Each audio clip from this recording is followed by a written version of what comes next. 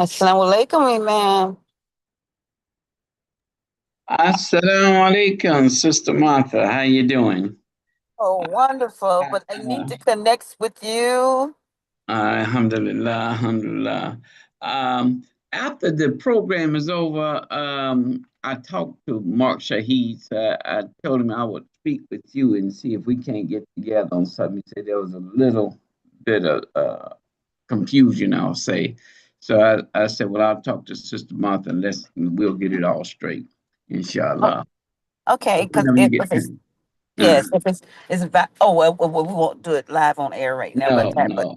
But I'm at organization stuff. I Yes, need yes. to I Uh, need to connect with you, okay. inshallah.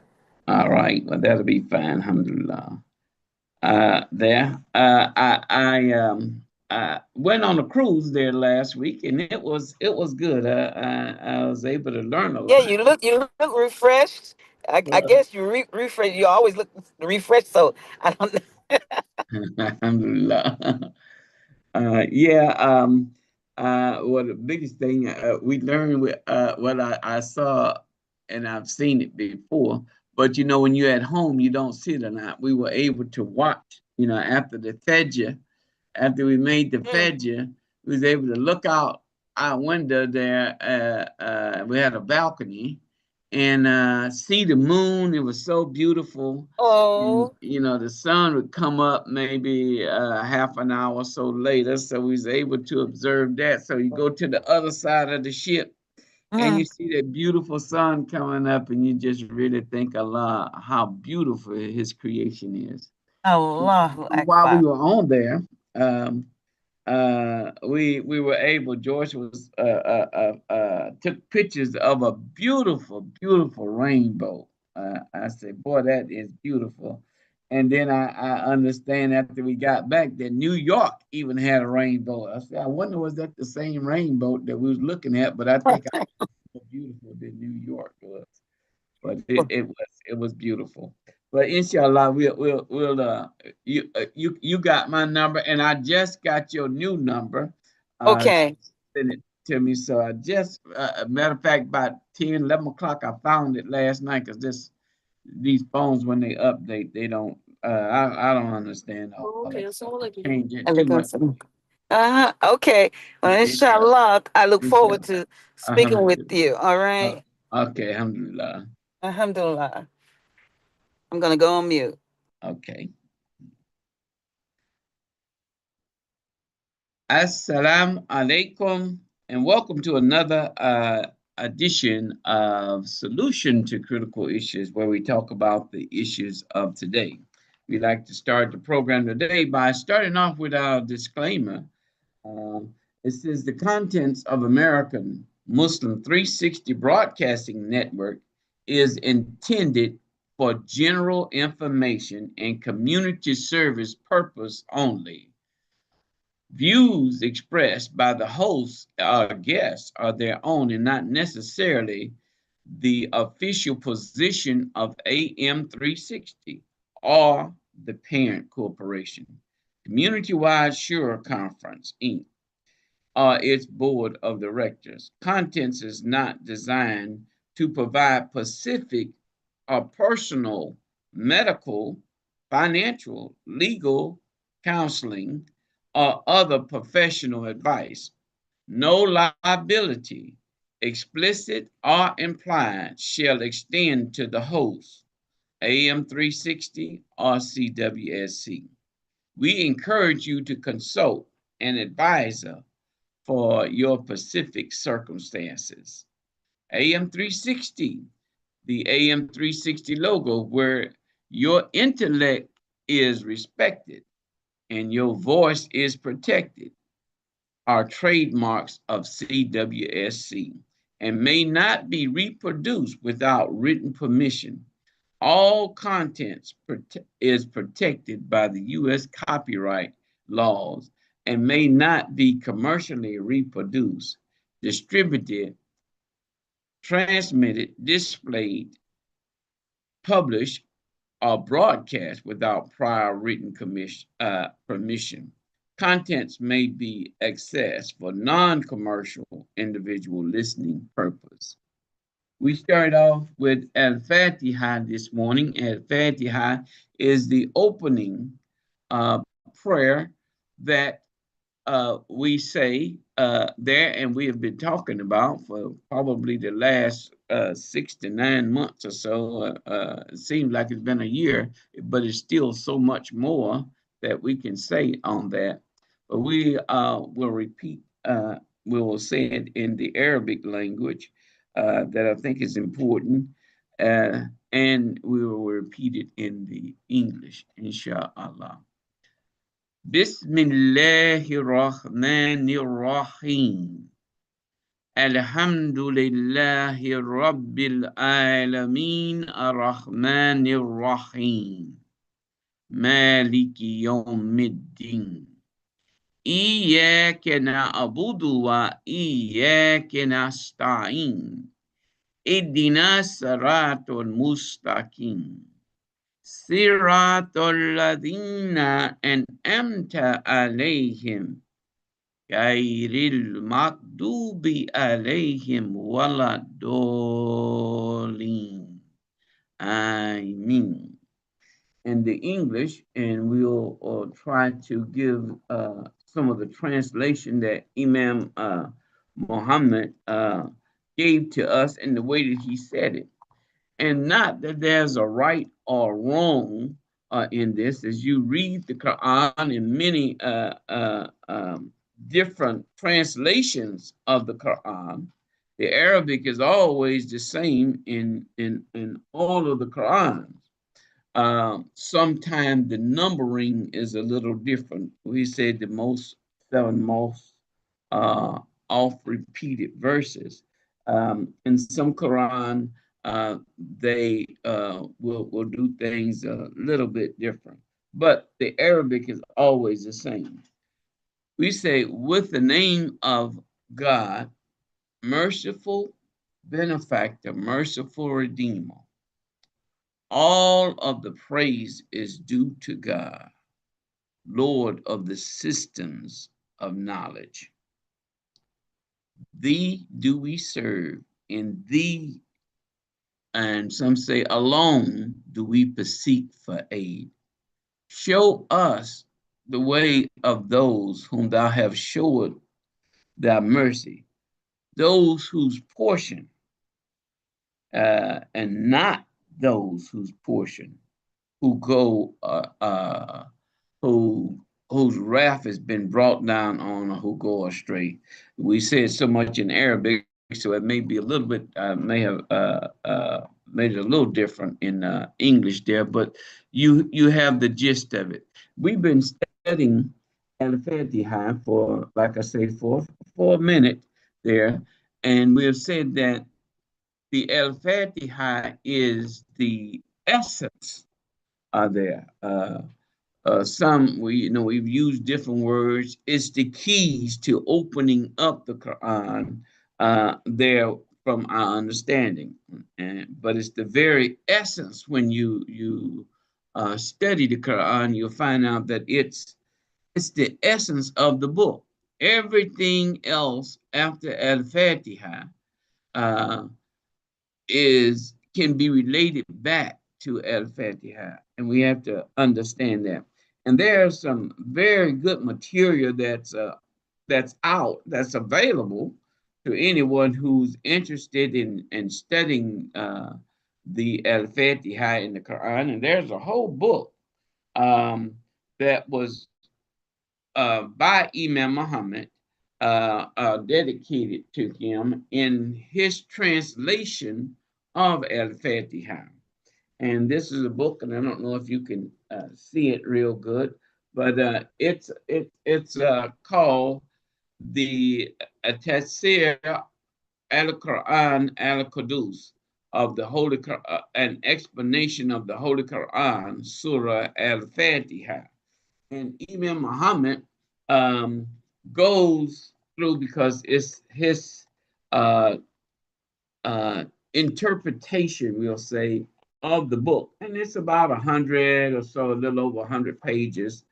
There, 102 pages. It says they're just on Al-Fatiha, so we can see that Al-Fatiha is a subject, and that's really hitting the surface. It even goes deeper, as we say, it goes deeper even than what we see here, because Allah will bless us in many different ways of how to see Al-Fatiha.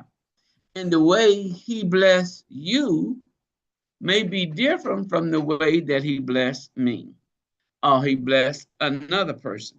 For example, if we want to take a simple example, He may bless one person in a way that Al-Fatiha inspires or give enlightenment to them in the way of their interests of maybe medical science, to be a doctor, a nurse, in that medical field. In another way, He may bless me to see the light of accounting there, and neither is wrong, neither is better than the other. It's the way that Allah has blessed us. So we all have something that we can offer to Allah's creation, which is why we were created here. And there's so much material that's out here that we and I'm sure many of us have a lot of this material, but it's important that we share with each other the knowledge or the information in which God has blessed us with. And we have been talking about Al-Fatiha to show that in the Al-Fatiha, if you study it, and you can now expand your intellect, or some say expand your breast, expand your understanding when you go into other surahs there. As we know, the Quran is 114 surahs that's written in the book, but the Quran uh, contains much more than 114 surahs there, and many different ayats. Um, so, but it expands us to be even there and from this Al-Fatiha. Even if we take that for example, many books have been written just on the first seven ayats of what we refer to as the opening. Now, as we have said in the past, that this is not um, the first revelation, and we have repeated that the Surah Ikra uh, was said to be the first revelation that came down to Muhammad the Prophet, peace and blessing be upon him. But when it was arranged, Al Fatiha was the opening and is referred to as a opener. It was the opening verse in that. And from those 7 verses, as we study, we can see or should be able now to go into any surah, ayat in the Quran and relate it back to those uh, to Al Fatiha, to at least a verse in Al Fatiha. As our brother Mark and I was going through there to show how Al Fatiha can be seen all the way from Al Fatiha to Al Nas. And we were on the subject of Al Nas to show, even right in the end, that we could relate those ayats back to Al Fatiha. What should that do? What should we be getting out of that?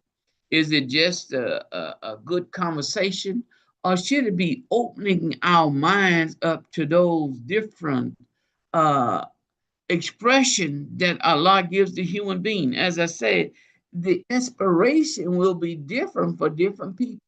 And we had hoped to inspire people to look at this, and because of whatever their desires are, that Allah will open their heart up to see Al Fatiha in all of the things, not only in the book when we're reading the Quran, but the bigger book. There's the creation out here. And as I was just saying to Sister Martha just before we came on, we were able to go on a little trip. And I do have to apologize because I think we got a little confused there on it. I mentioned that I wouldn't be there, but uh, in communication, they changed the way we communicate so much that it's sometimes hard for us elderly people to keep up, I'll say. But anyway, in the trip that we took, the biggest thing that I got out of it, besides some much needed rest, I did need some rest. I could say that. People would say, "How did you enjoy the trip?" I said, "I got some rest," and that was valuable. But in taking the trip, and Allah blessed us to be able to get a view of the outside there from a balcony, we were able to, after the Fatiha, to want to see how God's creation was doing. And we would go out on the balcony and we would see this big, beautiful moon there. And I mean, it just touches your spirit and your heart the way it was. And how beautiful the clouds was formed there. There, I mean, it was just a sight to see. It was worth the price of the trip there. And then after we would look at the moon, I go to the other part of the ship, which you had to go up on the deck or something where you could see the other side, because the moon come up on one side and the sun comes up on the other side. And it was so beautiful that when you come up and you watch before the sun even start, you see a little glow that sometimes the clouds is kind of blocking there, but the clouds are out so beautiful, like they're so obedient to God in His creation. And you see the sun, the little light begin to come up, and that sun slowly. It is a beautiful sight to see. Um, we didn't get an opportunity to watch it go down, but I have seen it go down, and which is another beautiful sight, especially when you're looking at it on the water. When you're looking at that beautiful sun going down at sunset on the water, you can really thank Allah, because all you can say is Alhamdulillah, Alhamdulillah, Allahu Akbar. in the way that God has created creation. And it should open and broaden our mind and our concept to even something bigger. We should be able to get from that with us seeing this beautiful moon that we know through science and all that that moon doesn't have light on its own, but as bright as it does when it's that full moon. And you know, the moon is a subject in itself that we can talk about probably for another year or so too, with the stages that the moon go through there. But when Allah blessed us at the time that it was a full moon, and it was just so beautiful to watch that moon. And as the sun comes up, the moon in its obedience, it begins to, from that light, from that bright light, it goes into a lesser and a lesser and a lesser light till it just becomes like I guess, a vision or a sketch of what the moon was when the sun comes up. Well, it's beautiful. I was very inspired about it. Well, that was my trip, alhamdulillah. But I could see the El Fatiha in that, how it relates to God's creation. And this is what we should be doing, however it relates to you, because as we said, we'll see it in different aspects. You may see it in um, a labor. You may be a welder or whatever your field is. You may be a doctor, a lawyer, uh, but you are a human being. We should see it first in our human creation. I can appreciate more and more after studying Al Fatiha and being given uh, the keys, as we would say, showing how Al Fatiha relates to other parts in the Quran, then I can now go and I can read these things, and sometimes it look like it's a little harder to see when you first read it. Say, well, now how does that relate back to Al Fatiha? But when you read it and you study it, and then you go back and you read over Al Fatiha, Allah seems to bless me to come up with that spirit of what the essence is talking about. And I say, Alhamdulillah, and I pray that Allah is doing the same for you. But inshallah, we have our brother back, Mark Shaheed. We love him so much, and he has so much to share with us that we do appreciate that insight that Allah has blessed him as being a student. He was able to be blessed in a lot of situations with a leader, Imam Warithuddin Muhammad, by being in the security and being able to attend some of the things that some of us was not able to do. And I think it's a blessing to share those insights uh, and to be able to receive them as a benefit, because I know I have been in some situations, blessed to be in some situations where we used to attend the first Sunday meeting, even from Alabama. We were able to, through Allah's blessing, because Allah knows, we know that it was a blessing for us to go a lot of the times that we were able to attend the first Sunday meeting. And I believe in the 2 years or so that we attended the first Sunday meeting, we only maybe missed one or two times of going to Chicago. But it was a struggle. I have to tell you, sometime it was 2 days before, and we were trying to figure how would we get to Chicago. And every time Allah would bless us to be able to get there. But the information and all that we gathered a lot of the times that we wanted to share, because once you get this knowledge, you want to share it because you feel like it's sharing it. And I can see how that feeling would be. The more you share it, it seems the more your heart and your spirit is at peace. You know, when you have just a conversation to talk to anybody, a fellow Muslim, or to share it with anybody of what you have learned, you feel so much better. And the thing about knowledge is what I've learned: the more you share it, the more you give it, you don't go broke. It's not like you got $5 and you give four of them away and you got $1 left. The more you share with each other these knowledges and experience, which I think we much need today in the society. And that was one of the other things that I learned while we were traveling and on that little vacation, I guess you could call it, um, was that I learned that there's a missing part between the young and the more experienced human being.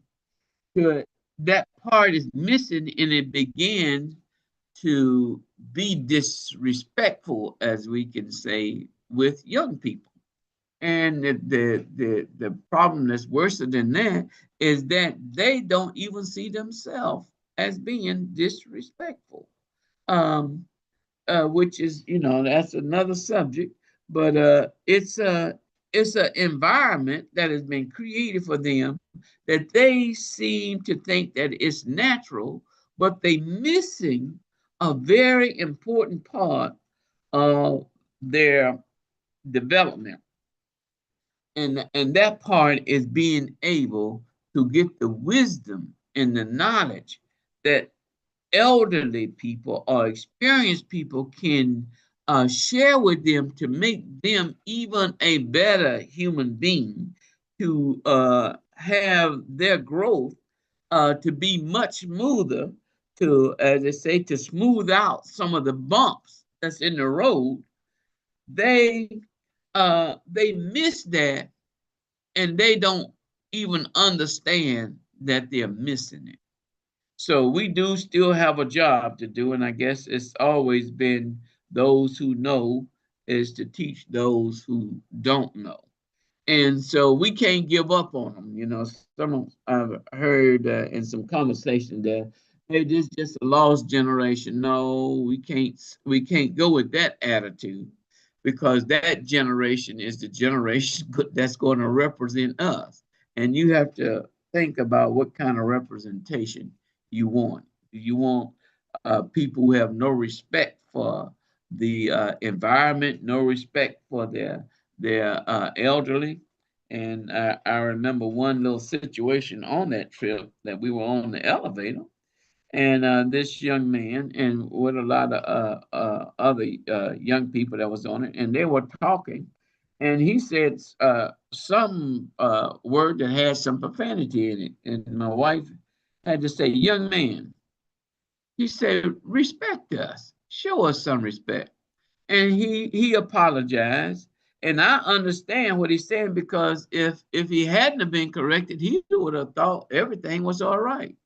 But because he refrained from some of the words or language that he was doing. And we have to do a better job. We as individuals, we have to stand up for what is right, what is the truth, uh, what deserve to be respected, even though it looked like we may be in the minority. Because on our trip, we did have a lot of young people, and they looked like they were having a lot of fun. But you have to um, let them know that there's some things, a language out here that is detrimental to them, and that they don't see it, because in the environment that they're in, it seemed to be all right. As I used to say, nobody want to go to hell by themselves. And now look like they got a lot of companions that they shouldn't have, that is going to hell, looking, facing the hell just like them. So we have to speak up where we know the truth, and that. And we say that little things that divide us, because Allah says He created the human being so that we could be together and not be divided. And that's a powerful statement. I created your differences so that you will get to know each other rather than be divided by each other.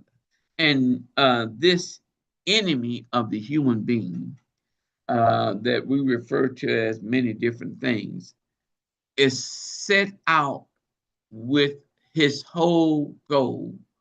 His whole plan is to divide the human being, to show our Creator, to show God, to show Allah that we are not worthy.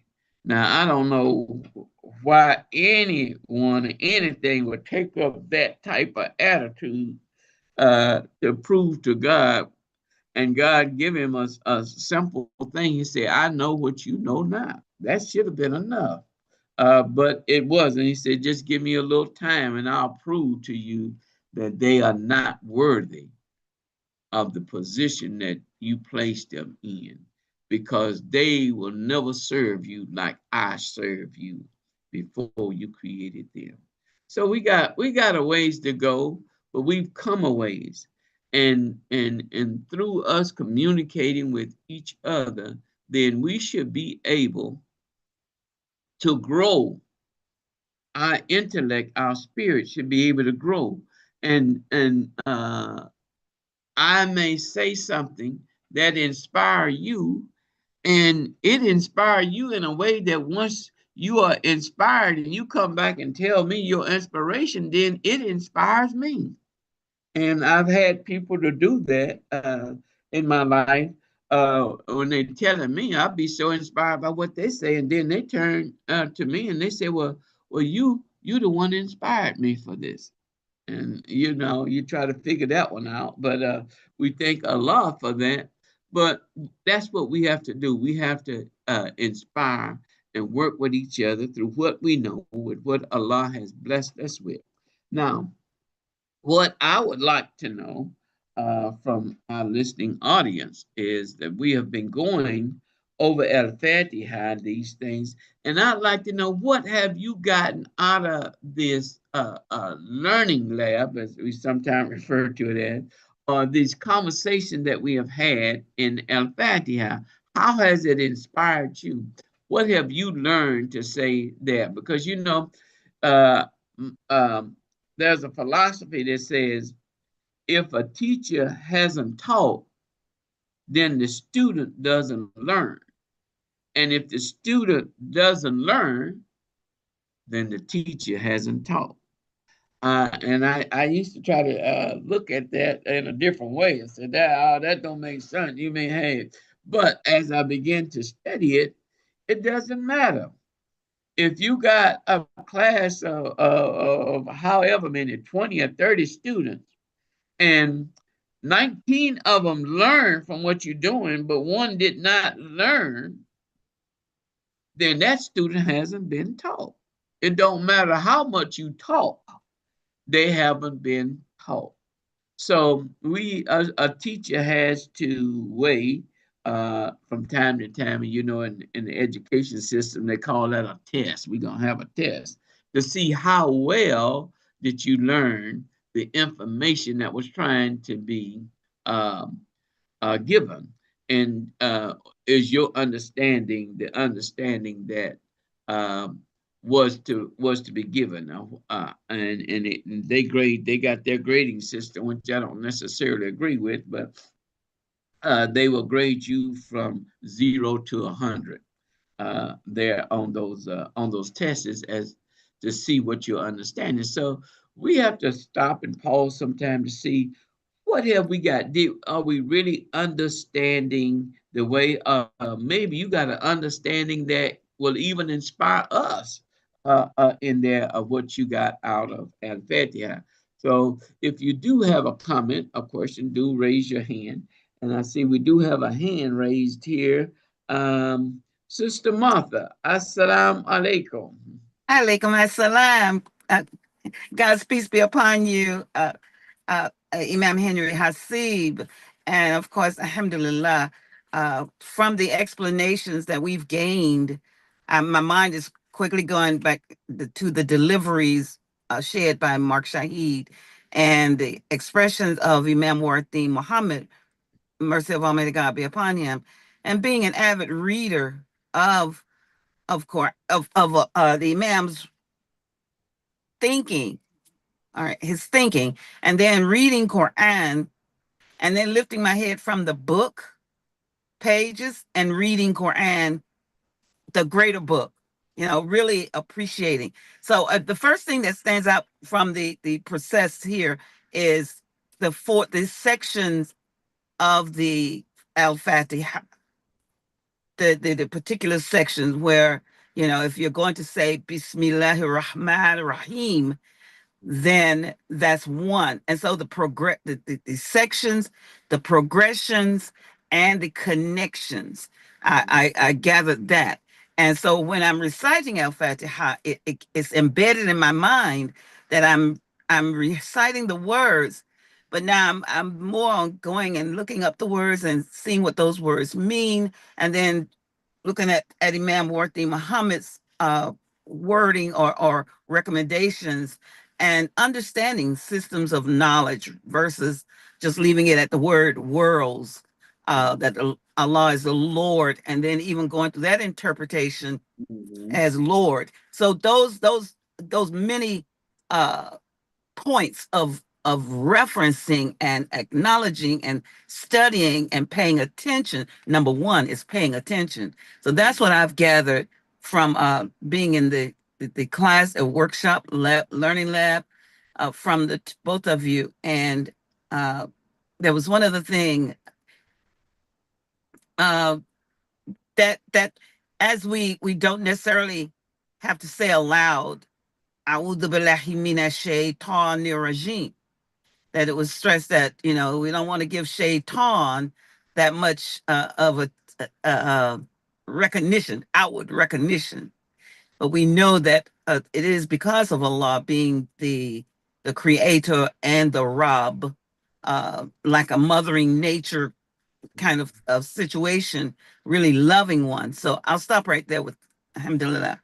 Yes, and it's so much. And I remember I was asked to do the prayer. I can't quite remember what the occasion was, but um, I remember the preacher that was in there, and I think he had a little knowledge about Islam. And when I and probably knew and had read the Al-Fatiha, the English portion anyway, and when I gave the prayer in English, and I said, "The Lord of the systems of knowledge," and that amazed him so much. As I was saying earlier, you don't know what's in this language that will inspire another. And he came up to me after the prayer, says, "I've never heard you say it like that before." So that's why I know he had some knowledge of it, whether he probably didn't, in my opinion, probably didn't understand it. But, he acknowledged that, hey, the Lord of the system of knowledge, that's so amazing. Where we were used to just saying the Lord of the world. Well, that kind of pass a lot of people by, because sometimes we get used to saying something that we don't really realize what we're saying. But when Imam Muhammad gave us the translation of the Lord of the system of knowledge, it woke up something in him. Say, wow, of all of the systems of knowledge. Well, we know the systems of knowledge, those can be other worlds. Now it expands your mind that you're just not just talking about a world, the earth. Here, all of the systems of knowledge that exist, Allah is the Lord of those systems of knowledge, of those worlds, that He created that. And I mean, it just expands your intellect. I remember once where Imam was talking about water. He was using water, and he was talking about the shadow water and the deep water, and I think he might have been relating it to the Genesis in the Bible. And that's one thing, too, as we as Muslims know, that we have to respect all of the revelation that God has sent to the human being. We can't get into that thing that's saying, "Hey, what we got is better than what you got, and what you got is not as good as what I got," um, because those are the tools that the devil used to divide us.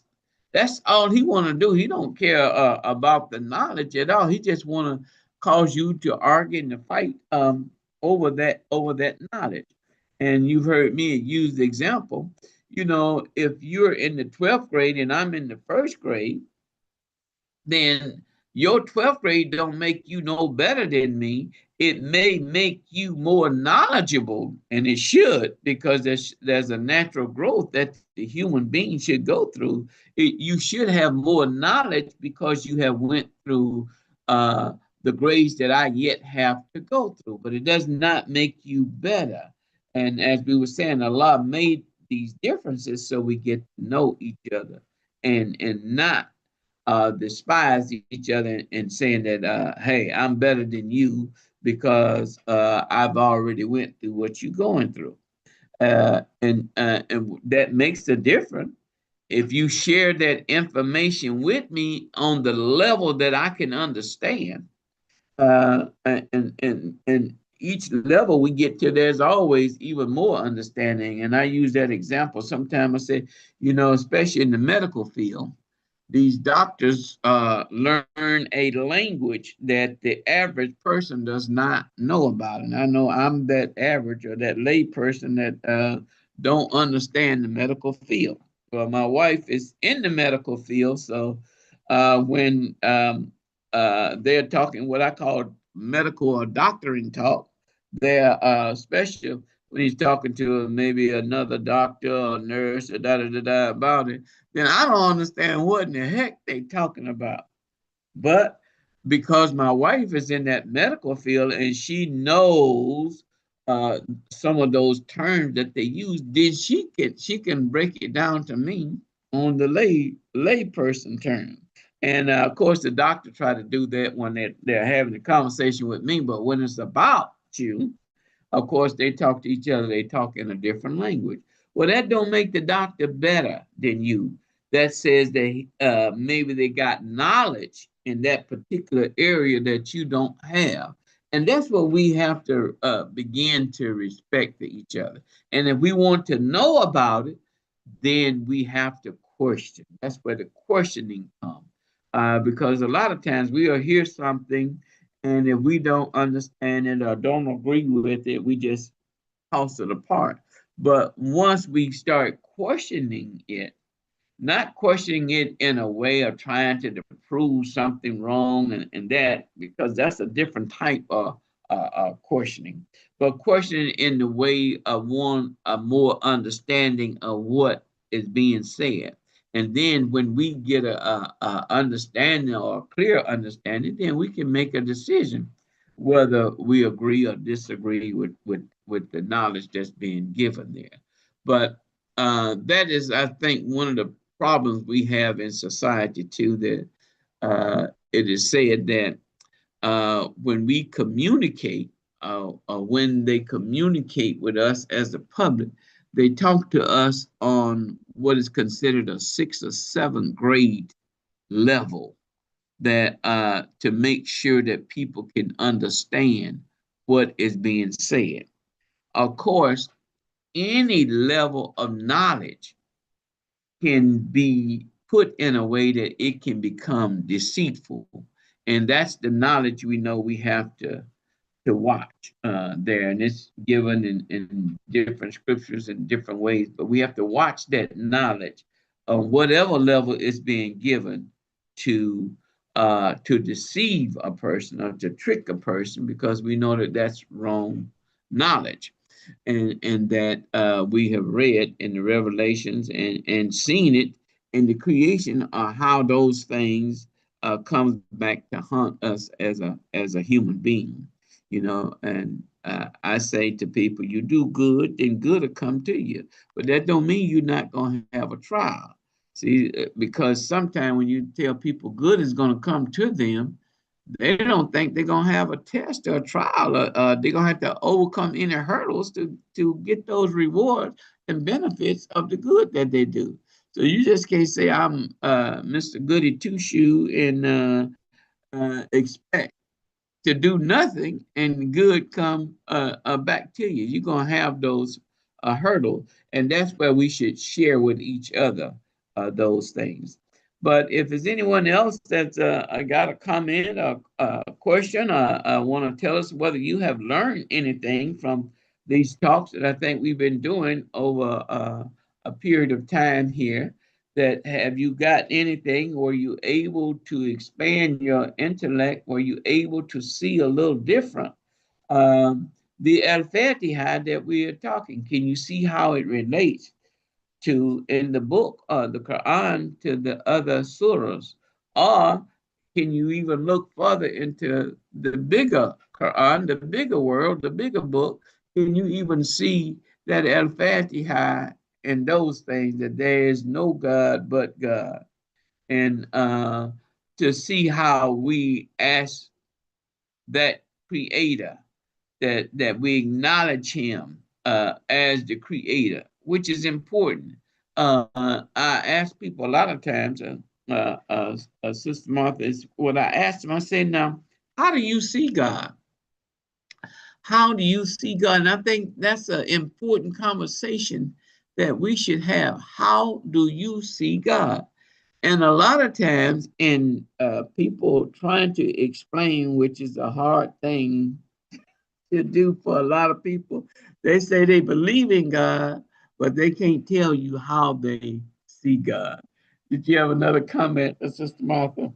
Yes, based on that, because uh, growing up, you hear the word God, Mm-hmm. and unconsciously you're thinking of a personal, but Mm-hmm. you're really thinking of somebody sitting up in the sky. Oh, okay, Right. everyone. Mm-hmm. That's what I grew up thinking, that there was this big man beyond the Atlas. You know, that one Mm-hmm. that said was his hand on his knee and his chin, his arm on his knee and his hand on his chin. But anyway, see, and so that's what. And then they talked about the gold, streets of gold, and milk, honey, and whatever. Mm-hmm. And so I saw God as that big, gigantic man. And now, of course, in these later years and studying and such, and accepting that, oh wow, this is how I see God now, is a loving,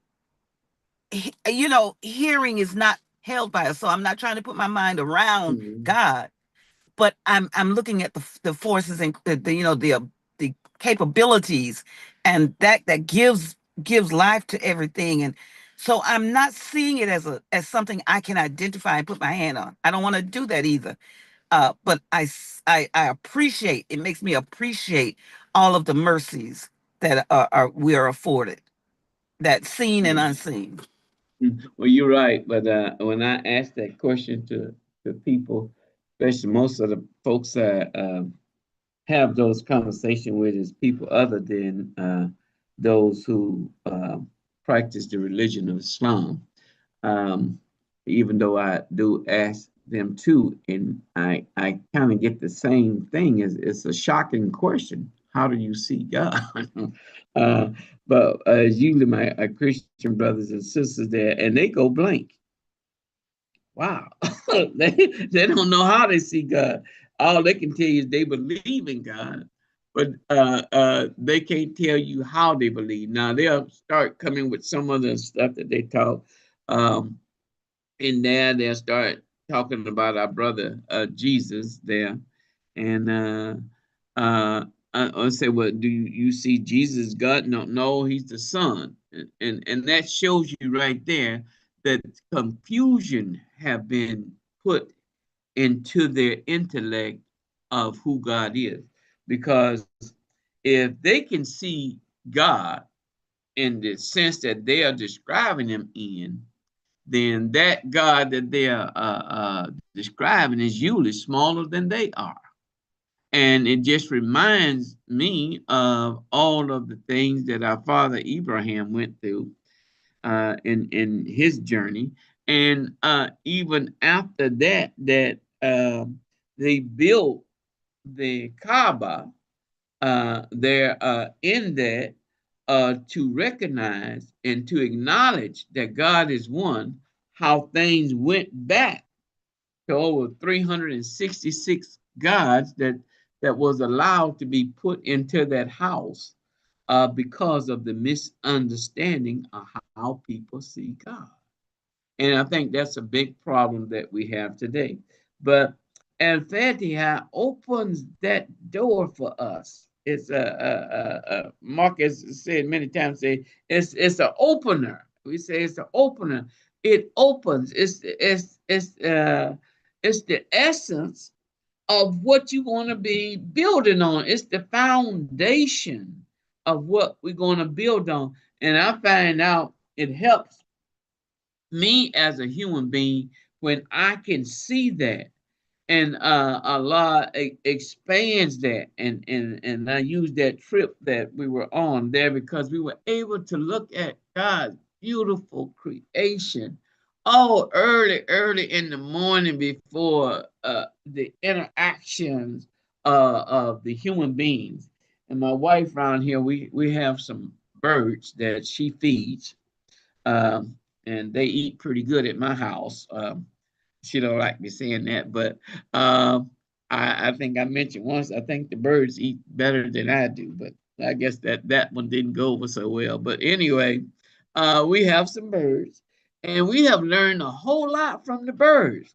Uh, we have some birds they pass through. You know how birds they travel from the north to the south during the different seasons of the year, and we've been able to see the different types of birds and stuff that come. We've had a few guests at the house, and they be amazed at the red bird and the blue jays and the doves and the different birds, and they come out and they all eat their food and even study the way that they deal with each other. We've seen some of the bigger birds take advantage, which you don't like, take advantage of the smaller birds who couldn't defend themselves. I say they got that problem too, of taking advantage.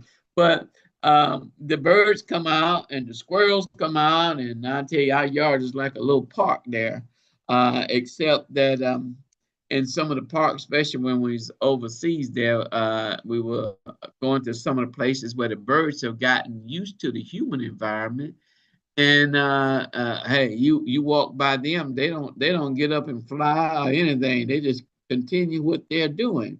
And I even looked at that as to see how beautiful God's creation and how that bird comes into a environment that it's there. And remember, Abraham asked God, "Well, how do you life, raise the dead back to life?" And the simple example he gave him was of the birds. And you can see how birds can be trained and have been trained for centuries now of just how to do that. I was talking with my wife about the bird that they used to use for the messenger that carried message. They would tie the message on a bird foot. And even though the bird couldn't talk in the language, the bird understood where to go and where to take that message. And it would take it to the next person. Well, it had to be trained for that. And once it was trained, it didn't have to fear. It would fly up there and it would let the person take the message off, and then it flies away again. So everything in God's creation is so beautiful when you look at its nature and its purpose of what it was here. Then you can really understand. And I thank Allah for blessing me to begin to see into these things, because even in that thing that we don't like, a roach and a rat, there's a purpose for that. I call it now when they get out of their environment. I said they're in the wrong environment now. They wasn't supposed to be in my house. So I'm gonna have to kind of take care of them to put them back in and get them back in their environment. But everything in God's creation we can begin to appreciate and learn from. And it should open our minds up and make us a better custodian or a better Khalifa over God's creation. Alhamdulillah. And we thank everyone. We love all of our audience. We always say, you know, we invite you to invite others to listen if you think. And I know it's hard for people, especially the time of our program. There, but of all the programs that AM 360 have, I can learn something from all of them. I mean, this is almost like a drug to me, Sister Martha. You get on here, and sometimes I have to break away because it's like a narcotic. I say, wait a minute, I can't listen to no more today. But so much valuable information is being given and shared here from all of these different perspectives. Uh, I mean, you get hooked there. So it's so much, but we need to invite others who have not seen this because unless we can change their environment, and that's why I was saying the birds in different environments, because if they are not used to it, and basically our birds are what we call wild birds, but they don't know when I open the door to come and feed them, to throw the feed out to them, hey, they fly away. And I know they're out there watching, and then maybe 10, 15 minutes, because they don't come right back. 10, 15 minutes later, they'll start want to come, and I guess they watch him a while, another come, then they got a load of birds. And we sit back and watch them, but as soon as they hear a sound, they gone. But those are the type of birds we got. But in other places where birds have been trained and tamed, as they say, then those birds in their environment, they don't even fly. And I walked by some of those on the different islands, and hey, they say, hey, you just, I've seen more of your kind there. They didn't do anything to me, so I don't have anything to fear of. So we have to see that and apply that to our human nature. And then it'll teach us how to be a better caretaker, a better Khalifa, a better leader in the areas, because we can learn a whole lot from God's creation there. So those are just some of the little things that I learned from and try to take things, because everything in creation is here for us to learn there. And God tells us, you know, of the type of information that we shouldn't go to. And that's the stuff that divides us. He clearly say if it's going to be divisive, then you need to stay away from that and go to that will benefit you. And that's what I try to do. And that's what we try to do even on this program here. Mark and I, we try to share with people because look, the more you give it, the more you get. And we are all, you know, probably got more life behind us than we got ahead of us. And you don't want to take this knowledge with you, because if you just take it with you and nobody never got it, um, then what good have your existence been? So we want to share and give it to the people, tell them what we know, not in the sense that we know more than you know, because I learned from, I'm still learning from my grandchildren. That's another little experience that we had with the grandbaby. I guess we were gone for a whole week and hadn't talked to him and anything. And I'm just wondering, he's going on, I think he's 3 years old now, this one. And when we got back, we called him and he did not want to talk to us. I mean, I just thought it was. So my daughter have this thing where we can see each other like the Zoom, the FaceTime or whatever that stuff they do now. So anyway, she showed us, he went to the wall and he turned himself to the wall, and she says your nanny is on the phone. He didn't want to talk. Your grandpa's on the phone. He did not want to. He turned himself to the wall. He didn't want to talk. And but finally we talked to him a while there at 3 years old. Now I didn't think they could get this kind of attitude, but um, we finally broke the ice with him. And daughter brought the children over the other day, and oh boy, and he saw his nanny. Oh, he just running to her. So he showed us he had forgiven us, and even came and gave me a big hug there. But he was mad that she had not talked to him in 7 or 8 days, I guess. So he didn't know what was going on. So but I learned from that, and as Dal said, the next time we're gonna have to let him know now that we going out of town and that we'll be gone for a week. And even though you think he may not understand, they may not understand. They understand more than we think they understand.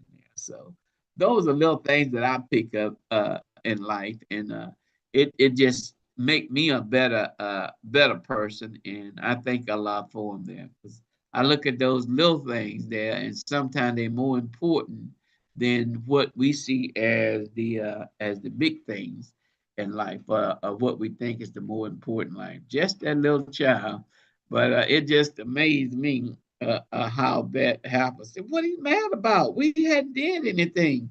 But in his eyes, we had. You left town. You didn't let me know you was going out of town. Anything. And this 3 years old. Well, how was we supposed to explain that? But it was amazing. He go turn to the wall, and in that wall, he did not want to talk to his nanny or his grandpa. She said he's turned to the wall. He won't say nothing. And every time I tell him you want to talk to him, he just he don't want to talk. So, but that was amazing. But I learned something from it. So we have to communicate more with our children and our grandchildren here on that. So uh, next time I tell my daughter, you got to tell him that we gone. Your grandpa gone out of town. Your grandmama gone out of town there. But those are little things that we can pick up from, and we should want to learn from each other because it should make us a better human being. And that's all God asks us to be. You serve each other, and when you serve each other in right, you serving me. This thing about a charity, and we at the end of the program, but we people think that they give their money to God. And I said, that's the wrong concept. You cannot have that concept, because how do you give God your money and he owns all of this? And even you belongs to him. You can't. I said, now that don't mean you shouldn't give charity, because charity purifies your heart. It don't help God. It purifies you. It helps you. So yeah, you should give, and if you're giving for the right cause, you would say you give it in the cause of God to help propagate and spread those things that God wants to be spread. But there's other good causes that you can give to, but don't get the wrong concept, because that's where we be led astray there. But it was a good trip, and I thank Allah for blessing us with one. And every now and then we get a chance to see the Muslims, and I just like to say I love our audience. Some I don't know if I've ever met before, but I love them even when I hear them come on the radio and voice their opinion, sometimes with agreement or disagreement. But we have those things. But out of love, we love each other. Just like that grandson, he was mad there for a minute, but he came running, he gave us a big hug the other day. So I thank Allah for him forgiving us for that. Uh, well, it's been fun being with you today, and inshallah, we will continue our program next week there with the Fatiha. So now it's time for our brother Adam Bier. Assalamu alaikum, Brother Adam. Walaikum assalam. How you doing, Brother Henry? All How's right, everybody? alhamdulillah. Alhamdulillah. Well, we turn it over to you. Alhamdulillah. Assalamu alaikum. Walaikum assalam, Maki. Assalamu alaikum, everyone. Hope I don't, oh, thank you. I hope I don't bore you to death today, as always, but I was on a research binge, I guess, as I was listening to different reports on what's happening in our economy and also the government. And I wanted to have that kind of discussion today with you. And you just bear with me, and hopefully, inshallah, it'll be something you want to participate in.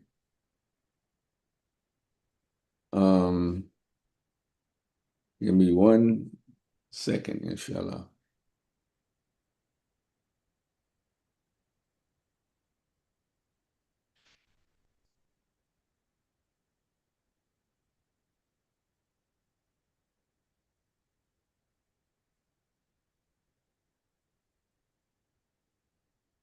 I'm going to read from the Quran, Surah Al-Nahl, which is I think it's the 16th Surah of the Quran, the 30th ayat.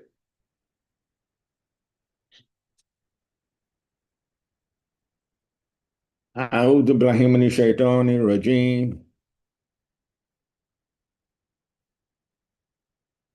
بسم الله الرحمن الرحيم. وقيل للذين اتقوا ماذا أنزل ربكم قالوا خيرا للذين أحسنوا في هذه الدنيا حسنة ولدار الآخرة خير ولنعم دار المتقين. صدق الله العظيم.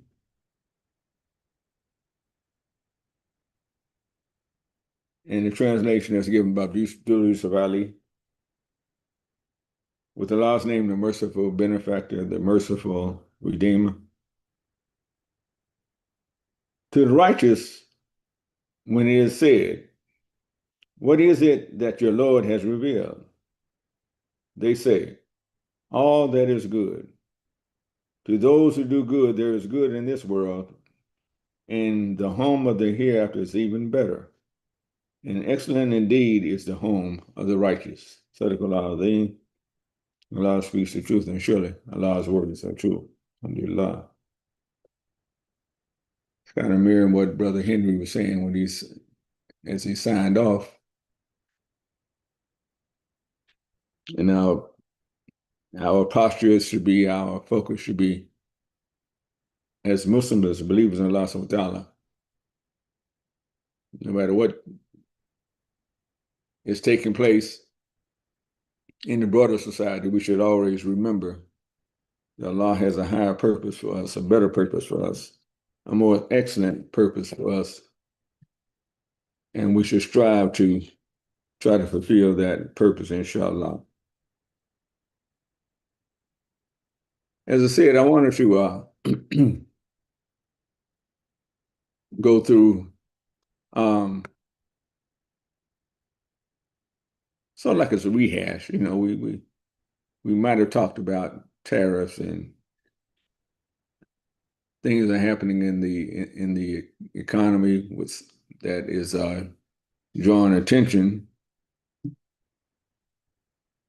to what's going on. And as I did research, I said, man, there must be two Americas out there. And to one America, there's prosperity and expansion and growth. To another America, there is poverty, economical strain, So when you're listening to reports, you had to figure out which one are you living in. So I wanted to go back to the idea of terrorists, because that was supposed to be, or is supposed to be, the big solution that we have in this country. So I said, well, let's go back to school. I remember I took in my college economics class, we went over a section called terrorists, and I didn't concentrate that much on it during that time. Can you imagine a young boy in school and trying to graduate from school so I can get me a real job? So terrorists was not much of an importance to me, as I can imagine it might be for the majority of the people in America, not understanding it. But you have the economists, the people that are setting economic policy in our country, and not all of them are operating from the same posture. Not all of them have the average American in mind as they go through these things.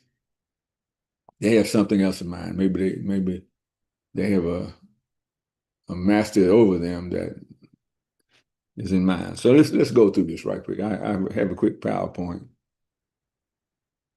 and I want to go through it, and then we'll talk about. We'll talk about what it's doing, inshallah. All right.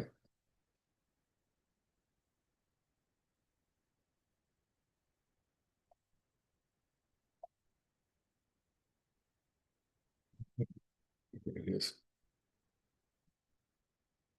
I'm going to share.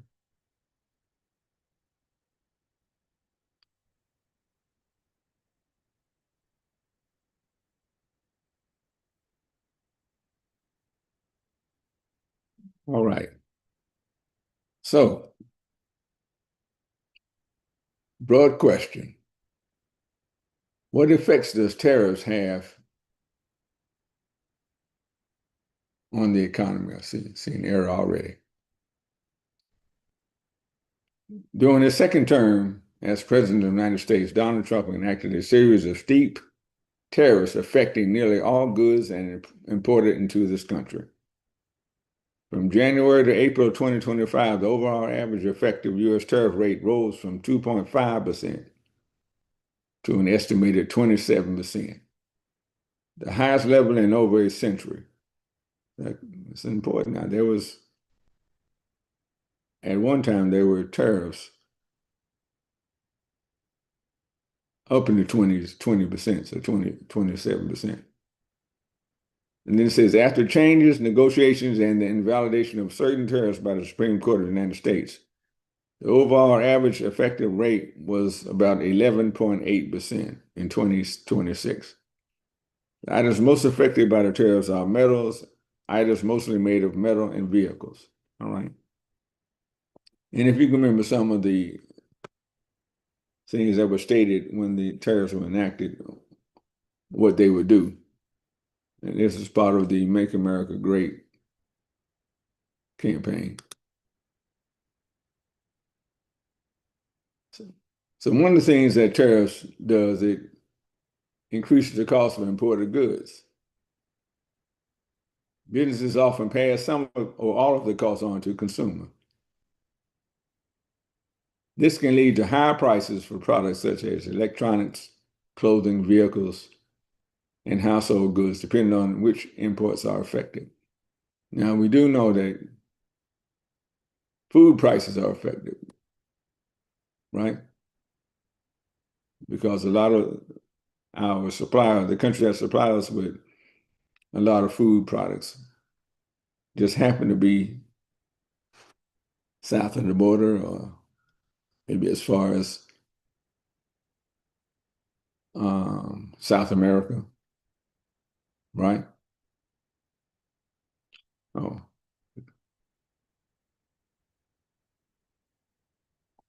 another one of the, oh, that's, I went the wrong way on that one, excuse me.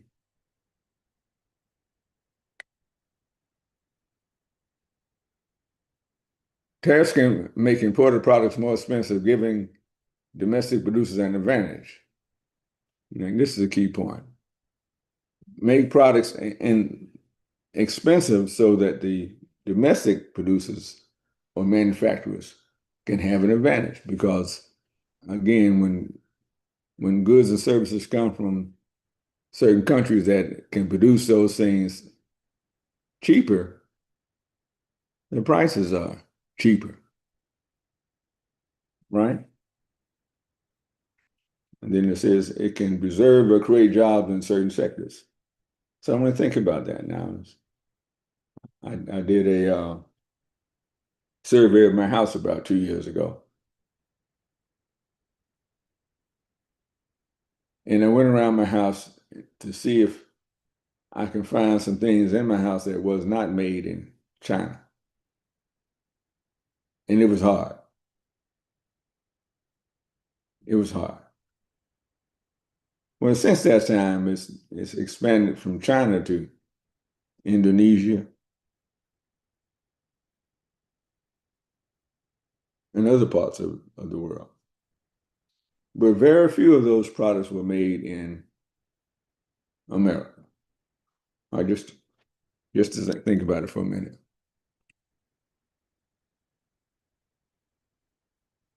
Higher costs for businesses.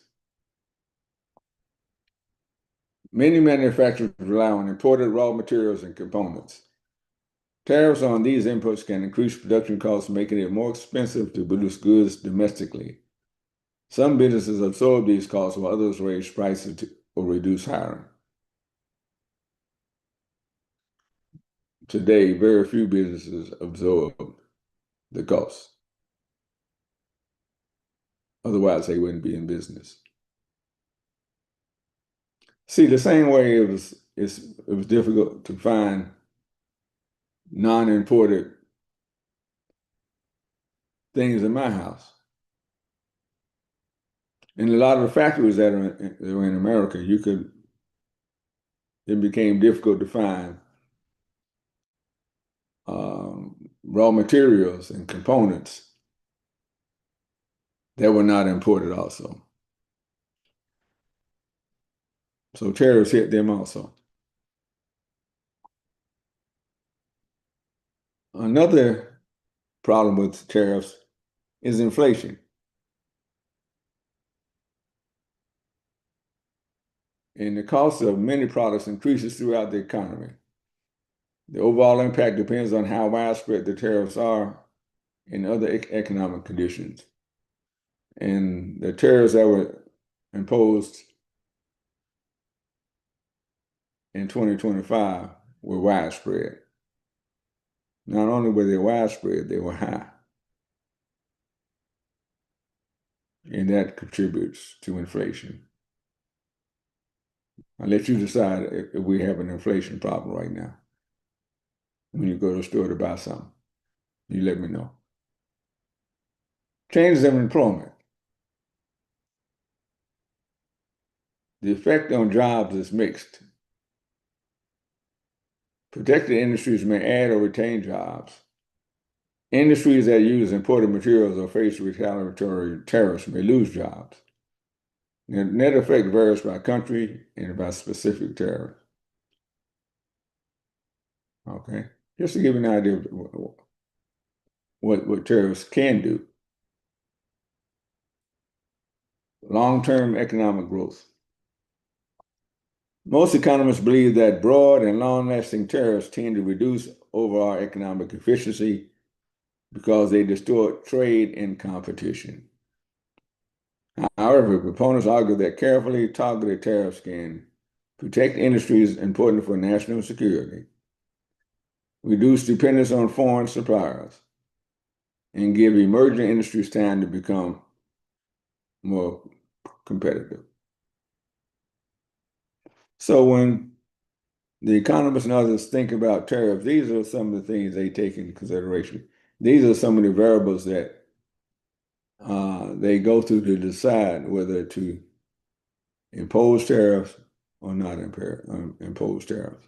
All these things happen. And that's the end of my little quick. Did I do that? Oh, here it is. Okay. That's the end of my little quick presentation on tariffs. Now let's look at our economy right now on some of the things that we're talking about. And when you check out trying to get information on how the economy is doing, that's when I came to the decision there must be two Americas, because you have economists that are arguing that tariffs were good for us or they're bad for us, or U.S. manufacturing is increasing, our job growth is doing good because we're able to manufacture in America and hire in America and things of that nature. All these things they're talking about. And I mean, either we added jobs on or we didn't. Either the cost, inflationary costs are because of the tariffs or they're not. Right? So we had to decide and to have that conversation in this administration, it becomes difficult. Why? Because the segments or the governmental departments that are supposed to be tracking this, the Bureau, such as the Bureau of Labor Statistics, and they reported a bad job report. Well, they moved the Bureau of Labor Statistics out of one department into another, and the person that was over that got reprimanded, and it was accused of working for the Democrats or whatever. So now they have somebody over it that I guarantee you, because of that, they will not put out a bad report. They'll probably bury it, because everything has to be seen as working. And that's the environment that we're in right now. Just like for the month of June, 57,000 jobs was added in the month of June. But that wasn't reported as a bad job report when they anticipated 90,000 jobs would be added. Right? They also didn't report that 33,000 private sector jobs were lost.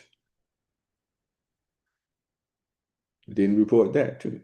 Why? Because that would not fit into the narrative that they would build or they would promote. That would say, hey, was it because of the tariffs, or was it because that manufacturing did not shift over to US-based companies the way it should? And those types of things. And then I saw one commentary that talked about the people that are the average American. I'm going to say there are two Americas now. The average American who is having issues in the current economy, having issues with paying more for groceries or paying more for gas or whatever, having issues with those things.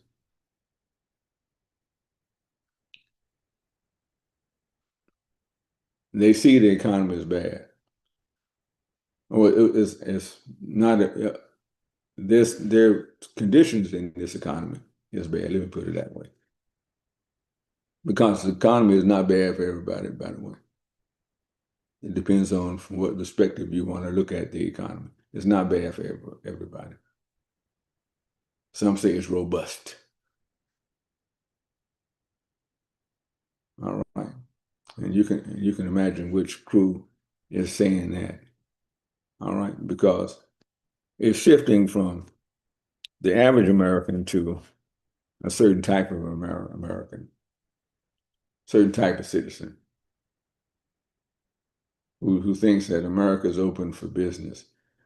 Now, don't get me wrong. We have the largest economy in the world, largest economy in the world.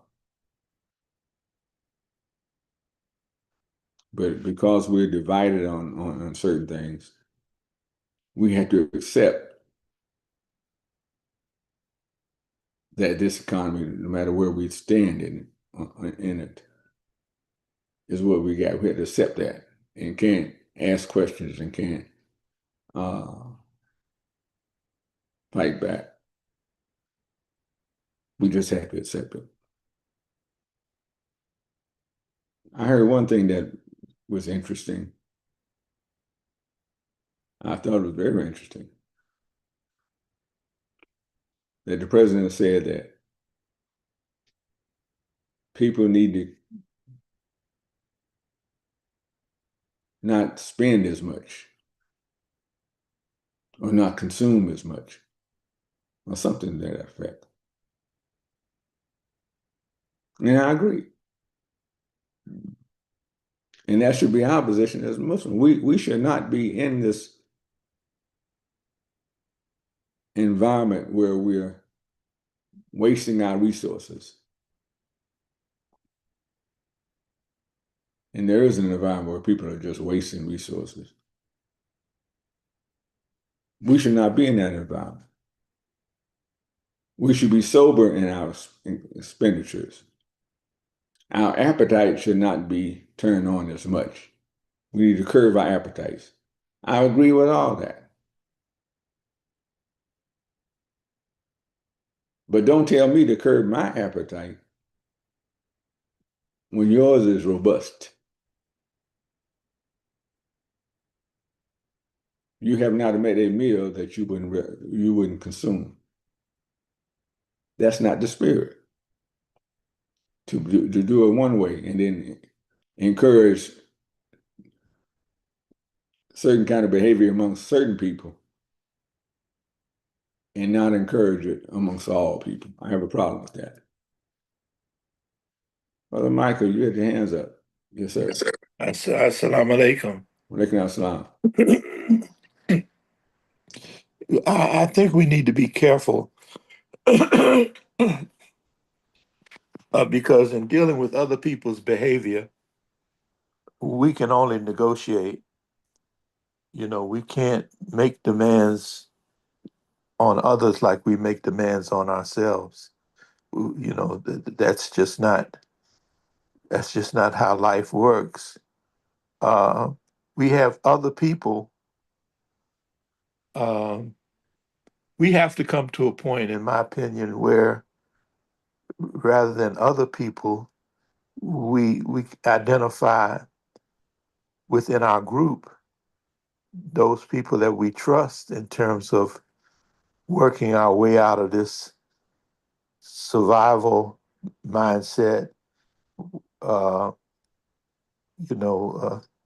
Having right now the circumstances are what they are, but are we prepared when circumstances get better to move better in a healthy and productive way? We've got a lot of internal problems, and oftentimes, because of our circumstances as African Americans, we get into this critiquing other folks and not having very serious meetings in terms of us having better behavior our folks that have what Imam Muhammad called those who are resourceful. He said that's where you need to look for leadership in the people that know how to manage, know how to discipline, uh, know how to use strategic thinking. You know that. But we're not in that space, and it's too many that are using their time in an unproductive way, and these circumstances that this administration is bringing on is designed to eliminate those who are not functioning well. You know, we're in survival mode with a number of people that don't know how to survive. You know, and so those that don't know how to survive in this only the strong survive environment, they're going to be lost. And the intelligent thing to do is to look to those who know how to survive and get as close to them in terms of getting the knowledge capital that's necessary to survive along with them. You know, Yes, uh, sir. But Michael, that's my thinking. yeah, you lost me when you first started. When you say we had to be careful, I was quoting what the president said. I didn't say that myself. Yeah. Oh, well, but I mean, in terms of a response to the president and this administration, Hmm. we need to have independent voices from amongst our group. You know that well, how dare you? You know, when there are people in this situation and that situation. No, there's nothing that shows in the background of this administration and its leader that they really care about the people who are really in trouble in survival mode, you know. No, yeah, well, I think it would be good to say that to those that believe he has them in his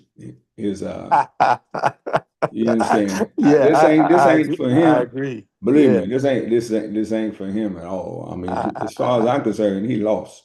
I agree. Yeah, So it's not for him. yeah, But for those that you have people that follow him that's in bad shape. yeah, And he has them believing it's just a sacrifice you have to make so we can get where we need to go. yeah. Well, and then even with that, we need to kind of time management, you know, because those people that are following President Trump, it's like how do you teach someone that think they already know?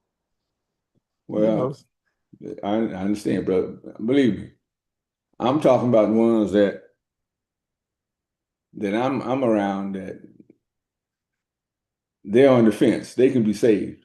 okay, now I agree with that. Yeah, You understand? That's yeah, what I have no inkling of whatever to think I can change what they're doing. And even though I see what they're doing, it's spreading. It's spreading. Even in North Carolina, it's spreading. You understand? And these are people they keep sending up to Raleigh. It's spreading. yeah, It's not getting any better. So yeah, I tell us, I'm probably getting ready to get kicked out of my post of the Black Caucus because I'm. but that's okay because really, you've got this mindset amongst those folks in those positions, and even the cultural environment is people don't believe that feces stinks until they stick their finger in it. That's true. So All so right, you, yeah, thank you. Man, we got a couple of hands I want to get to. One thing I don't want to. Sister Khalida, assalamu alaikum. Walaikum assalam, Imam Adam Baya, and to our listening audience. Excellent commentary as usual and good insight on financial stability in our communities and also what's going on politically. I wanted to bring our attention to the power of community life. Some of this, if we look at the resources that we already have, what we have tangible in our communities and begin to come together collectively, even dinner times can be a community effort. Those families that have big, large families, they can benefit also from having dinners at the masjid weekly. But in addition to that, just our basic needs, having food and clothing drives, saving money, collectively using our institutions of faith as a foundation for building the community and meeting the needs of the community. We have the Muslim caucus here in Charlotte that is recently started by Nassif Ibn Majid. He's networking with the immigrant community as well. He has people from various masjids that are politically inclined. Many of them have a background in government or politics. And of course, his father was the state representative. So he took the initiative to start a Muslim caucus, signing up after Jumu'ah at Masjid al-Shahid, since this was his home masjid. And it is branching out, it's giving him a voice, it's getting representatives to come, and it's educating us at the same time. So if we would use our masjids, our houses of faith, as foundations for building, even if it's building housing for people who need housing. If you have empty land, there's a lot of our masjids who have acres of land, and start taking care of their community first, educating us in those four birds: the business, education, culture, and government. And we say it like we're singing a song, but those are really the foundation that every successful nation is built upon, even America. So we have to look at the gifts that we have, maximize our resources, and start from there. The housing that we're seeing built on Masjid al-Shahid property right now, we didn't take advantage of it. Someone else has built it all around. All the adjacent properties have apartments up that have one up, even the church down the street. And we were, back and forth contemplating what to build first. The graveyard, the apartments, the school. We had so many meetings and strategic planning that I think we missed the boat. So just having people like yourself with the foresight and vision of where the economy is going. I know Sister Anika Khan, she was an economist for Wells Fargo for years. She's married to Imam Rahman Khan, who was the assistant imam under my father for at least a decade.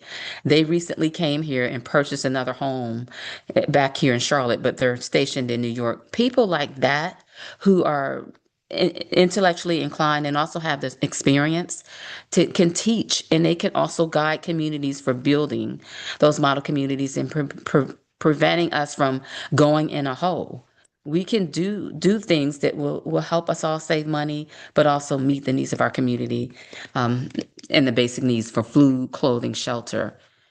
I think that we need to start looking inward and less depending on politics are important, and we do need to be actively involved.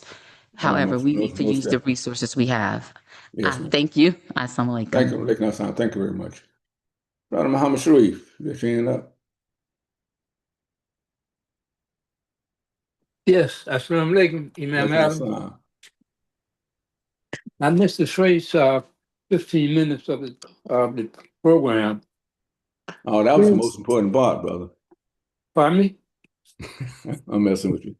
I know you are. You know what I would like to go is, isn't it strange that we don't turn to the Quran when these situations happen? We know what happened to the people of Noah that did not listen to Noah, the leader that God gave them. They perished. And go to the odd people after Noah's people, odd people, same thing. They became rejectors of revelation. They were destroyed. generations, I don't know how many years it took for generation, but anyway, the next generation, Thamud, same thing, disobeyed the leader, he got destroyed. In every coming generation after those, the same thing happened when they refused to listen to the leader that God chose for them. Now we look back at our history, we say that they didn't come divided until the truth came. When we were one on the Nation of Islam, then Imam W.D. Muhammad became the leader. He came with the truth, and that's where the separation came. We wasn't ready for the truth. It looked like we are going down that same path of destruction. Imam Shahi speaks about destruction of people. Where I see it, we're on that same path because we did not listen to the leader that God gave us, Imam W.D. Muhammad. Well, I'm gonna take it further than that, brother. We became separated because we stopped following the Imam's leadership of where he was trying to take us.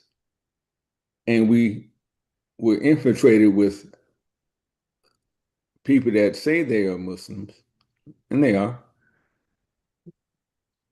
And they're trying to give us instruction on Islam, and they are.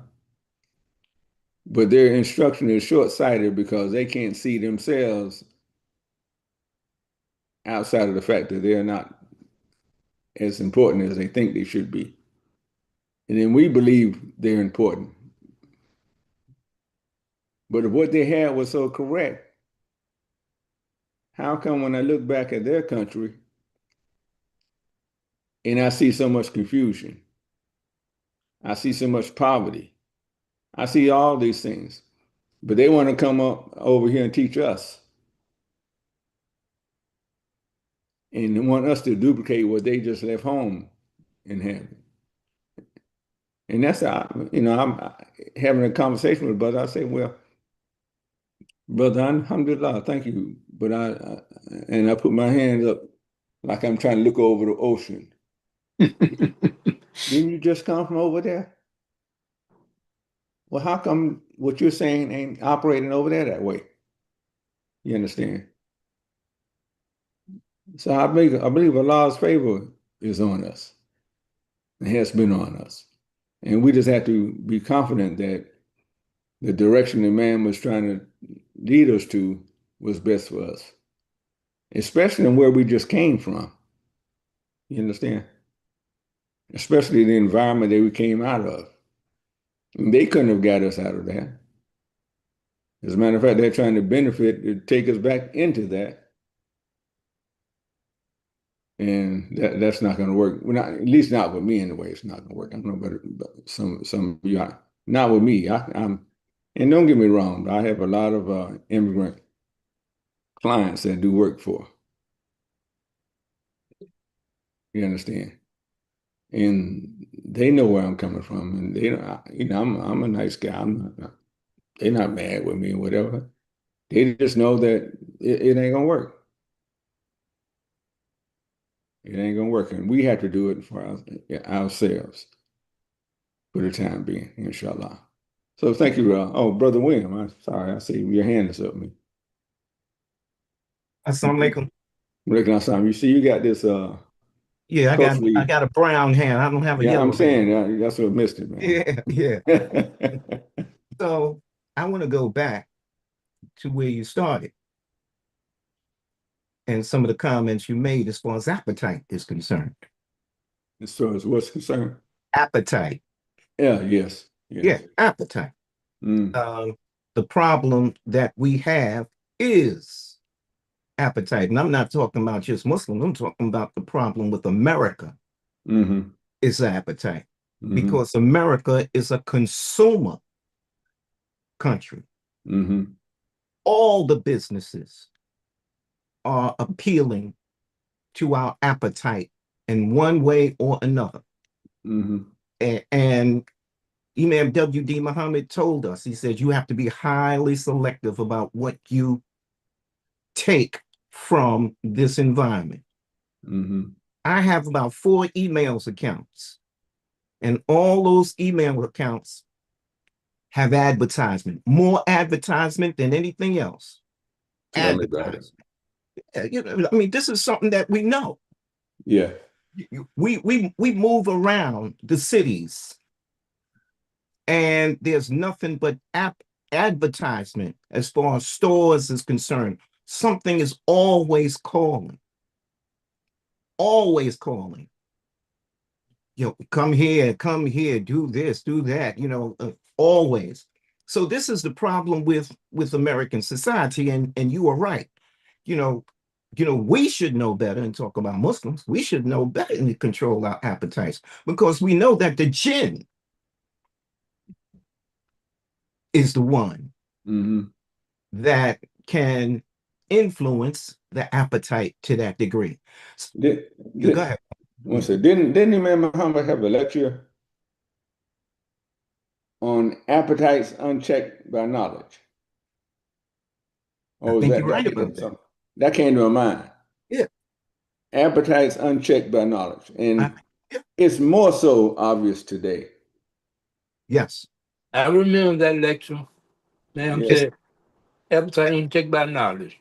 Yeah. Especially because of the freedom that this administration has given businesses, the freedom that this administration has given social media.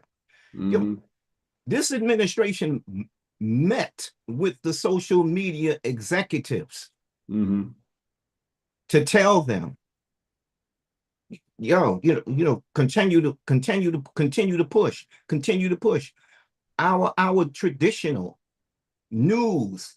That's what they do. Yo, continue to push.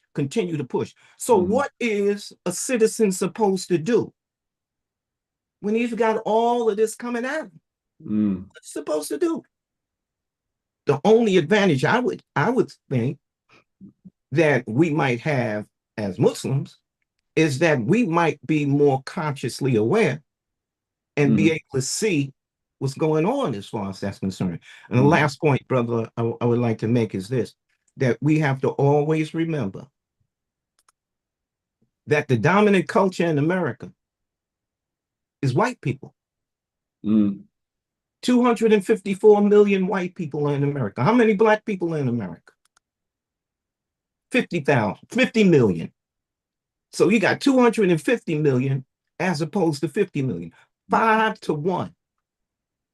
We are outnumbered. So when all of these things are said, you know, by this current administration, and they're pushing that message, what are you going to do? That's what it is, brother. Make America white again. I mean, great again. Yes, sir. That's their fear. See, that is their fear. And that's why I tell local people here, you don't know what a man is when they go behind that curtain.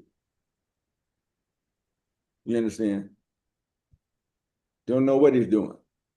Brother Edward, your hands up, brother. Assalamu alaikum. Wa alaikum assalam, Brother Adam, and everyone else who is joining you this morning. Great points have been made by everybody that's spoken. And what I'm going to add is just a little bit of icing on the top of the cake. Okay. And that there's 2 perspectives. And I'll disagree with you a little bit, Adam, in there being 2 Americas. Economically, there's probably about 11 different Americas economically. And the disparity is between the one and the other 10. But that's a whole nother discussion about how they think and how they react economically to what's actually going on in the world and how it can affect them. Because that one, they're not affected at all, really.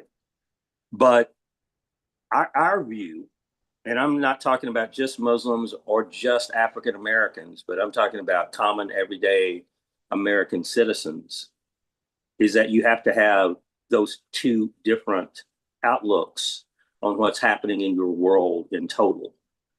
is that you have to have a macro outlook. In other words, you really do need to know what's going on around the world, not just in your backyard or in your community or your state or even your country.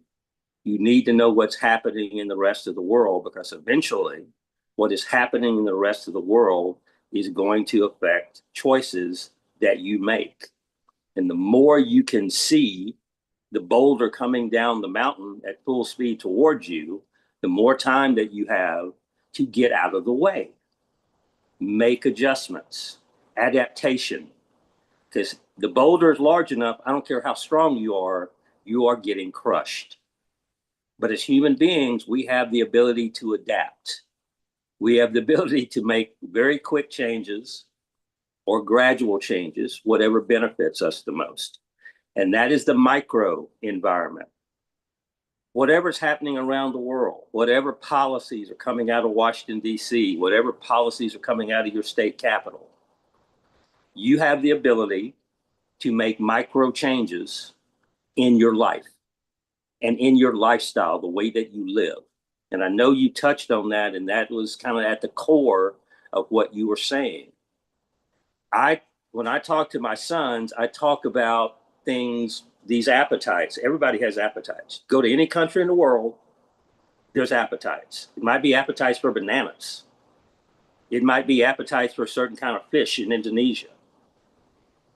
Everybody has appetites. And advertising, marketing appetites from people standing on the street corner hawking newspapers, which are full of ads in the 1920s, 30s, 40s, and 50s. Anywhere in the world, when somebody has something that they want to sell you, they're going to find a means to make sure that your ears, your eyes, whatever, are aware of that. That is their job. My job is to manage my micro environment. And if I'm spending $400 a month on groceries, because my budget, and this is where people should take Brother Omar Muhammad's class, my budget says I can spend $400 a month on groceries. $400 a month is what I spend on groceries, or less, not more. And if the prices of groceries go up, like ground beef went up and chicken went up and eggs were crazy for a while and all these things, guess what? I buy less eggs because I still only have $400 a month or less to spend on groceries. Now, one thing I do want to say, Brother, I agree. Everybody has appetites, and that's what the marketers are trying to get at. Yep. To satisfy. But one thing in man's statement, appetites unchecked. That's the $400 a month, Brother Adam. I check my appetites based on my budget. Well, there's certain things I don't need. There's certain things I don't need. But right? You check it by your budget. You check it by your moral values. There are a lot of things to check. Of course. But I'm assuming this audience has some moral values. This audience, I'm hoping has some moral values. So now it comes down to using those moral values and your intellect to make wise decisions on, do I buy the same amount of chicken at the price that it's gone up to, or if I was going to spend $30 on chicken, do I just buy $30 worth of chicken? But see, instead of buying 41. That's something your president suggests. No. That's personal with me. I don't. I know that. I'm just saying that, brother. Slow down, brother. Okay. Back up, brother. Oh. God. All right. We got how much more time? Oh, we got a little minute. We got Brother Michael Amin has got his hand up. I'm gonna get back to him. Yeah, I'm gonna be very brief. We have strategies to expand our dollars by spending collectively. And that type of activity gives us a sense of a win-win. It brings about a collective working together spirit. There are a number of dynamics that come out of the collective purchasing, and all of them are good. Thank you. Alhamdulillah. Yes, sir. And Brother William Kareem, just hand up. Yeah. As individuals, we can have control of our appetites. However, we should be aware that these marketers don't give a hoot about, your control, because they're going to continue to push it to you anyway. Well, they know they got 250 million Right. people out there. So if you straight, they go to the next one. Exactly. That's it. Yeah. All right, Brother Ishmael, Ishmael Fahmy, where'd you go? Yes, sir. Can you hear me? Salaam alaikum. Yeah, we can. Yes, sir. All right. Just real quickly, I think what we've been talking about, correct me if I'm incorrect, we've been talking about this solid majority that has come about since, after the Obama administration. And we're seeing that they do, it is a such thing as a solid majority. They have been, making certain decisions. And based on what we've been saying, I think that solid majority has been solid because they haven't really been able to see clearly the correct perception. And I think that's why they still choose the way they choose. And from what we've been saying, our job is to put that correct perception out there so that solid majority hopefully can change their perception and change their actions. And I'll stop there. We'll reach who we can. That's the main thing. We should reach who we can. And there are a lot of so-called majorities out there. And I think you have, and it's kind of funny. They tend to don't come together, but they're able to pull their numbers together based on one thing. Well, I'll say that. Brother Kareem Muhammad, assalamu alaikum. Yes, wa alaikum assalam. Praise be to Allah. What is taking place is class warfare, not race warfare. They are using racism to divide the class that they are warring against. It does not have a color. It's a class warfare. And people of like mind, regardless to your race, your religion, your nationality, or whatever, we must have strategic planning to help each other survive. Not just a race, but this is a class warfare. And I'm aware of that Caucasians are suffering the same maladies and the same pain that every other ethnic group is experiencing in this country. And the pain is coming from the top, the 1%. So if we could get with like minds, and know that we are in a war. Imam Muhammad, he suggested to us, in your planning, strategic planning, use the stratagem of war. So they are divide and conquer the people. Oh, yeah. And fleece them. That is what is happening. Well, I see it a little different in their division. And it's the same way it was soon after slavery, or supposedly when it ended. They used race to mobilize the non-slave. Whenever it becomes difficult economically, the first place they go to is immigrants or the others. It's their problem. You understand?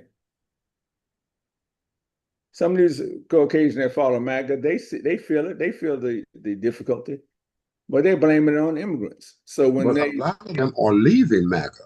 A lot of them are. Well, I don't know about all that. But, I mean, you know, they were never that 100% with it, but I don't know if they are or not. I just know if I look in, just say here in North Carolina, and I see the things that they're doing, and I look at some of the Caucasian Democrats who are now the Democratic leader in the state say we got to go in these rural sections and mobilize the rural sections.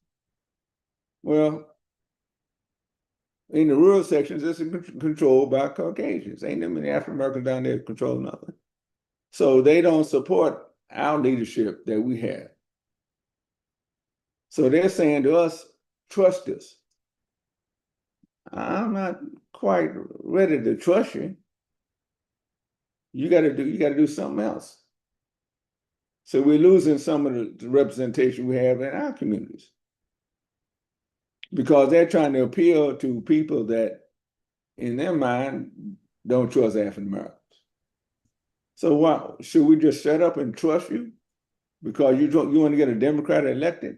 Well, if you elect a Democrat and y'all pass some of the same crazy stuff that you were doing before, then where's the trust coming from? How many years we got to go through this? This is as I stated earlier, this is class warfare. Well, I understand. They use the tool of racism to divide the have-nots. You know what this is like? Just like Brother Hamid. I remember a joke with it. I don't know who told the joke. And this guy was supposed to be a champ. He's in the middle of the ring, and this trainer sends him out to the middle of the ring. And at the end of the round, he comes back to the corner. Man, he got whooped. And the trainer says, "You're doing good, champ. You're doing good, champ. He's not laying a hand on you." Champ said, "What? Well, y'all better keep your eyes on that referees because somebody's knocking the heck out of me." You understand? And that's the way it is now. Don't tell me. I'm just saying what it is. That they're using race, and the effects of what they're using is hitting me upside the head. I'm supposed to just take it because they're using race. No. We I'm gonna call it out. We should call it out. Yes, sir. Me personally. Yes, sir. I'm Please. not gonna say it. Continue to call it out, but Okay. identify what you are calling out. That is a weapon. I did that already. They are. Well, I did that already. I'm identifying what Yes, I sir. call it out. You know, if we have to see this in universal terms, my brother. I see it in universal stuff. Just, I'm not speaking I understand. I see it that, but I had to call it out. Yes, sir. I agree that racism is being used. It's being used. And it's affecting my people. And immigration has been weaponized. Yeah, big time. It is dividing we the people. It is dividing we the people. And the 1%, they are getting richer and richer and richer. Oh yeah. I'm agreeing with you, brother. So the war is not on it has no ethnicity, no race. This is, look at a report on the Gilded Age, that period in the early 1900s, and see how the super rich were just lavishing in luxuries, and how destitute and bad the poor was.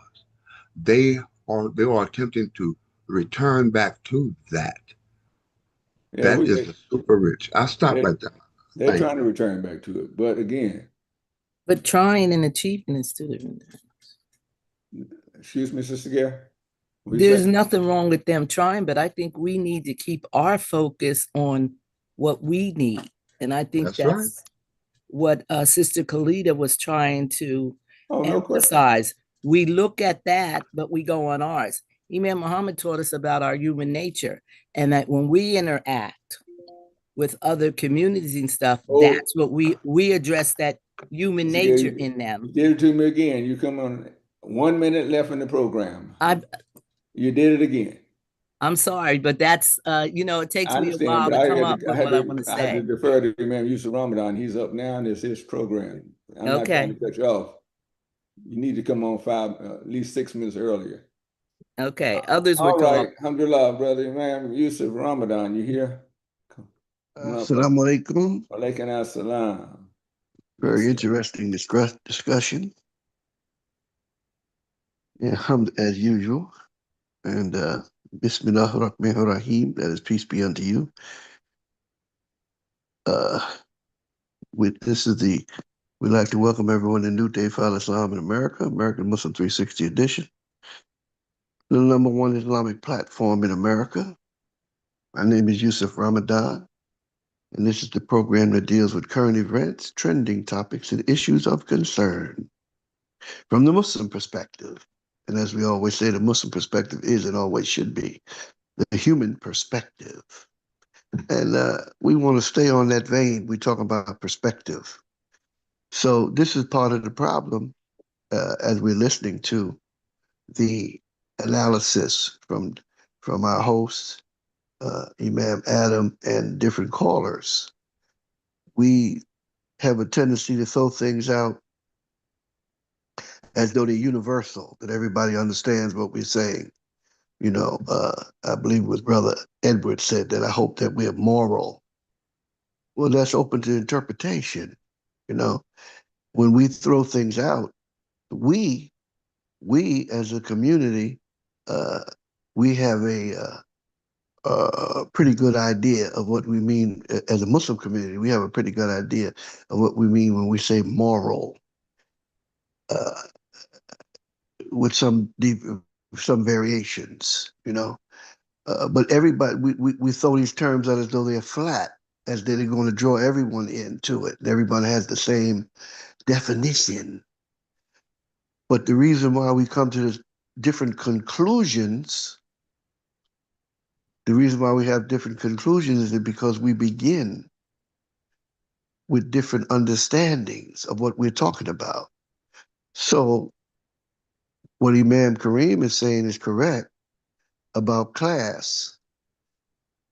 But what Imam Adam was reiterating about race is that, yes, there has been a uneven divide in keeping those considered non-white or black in the lower class.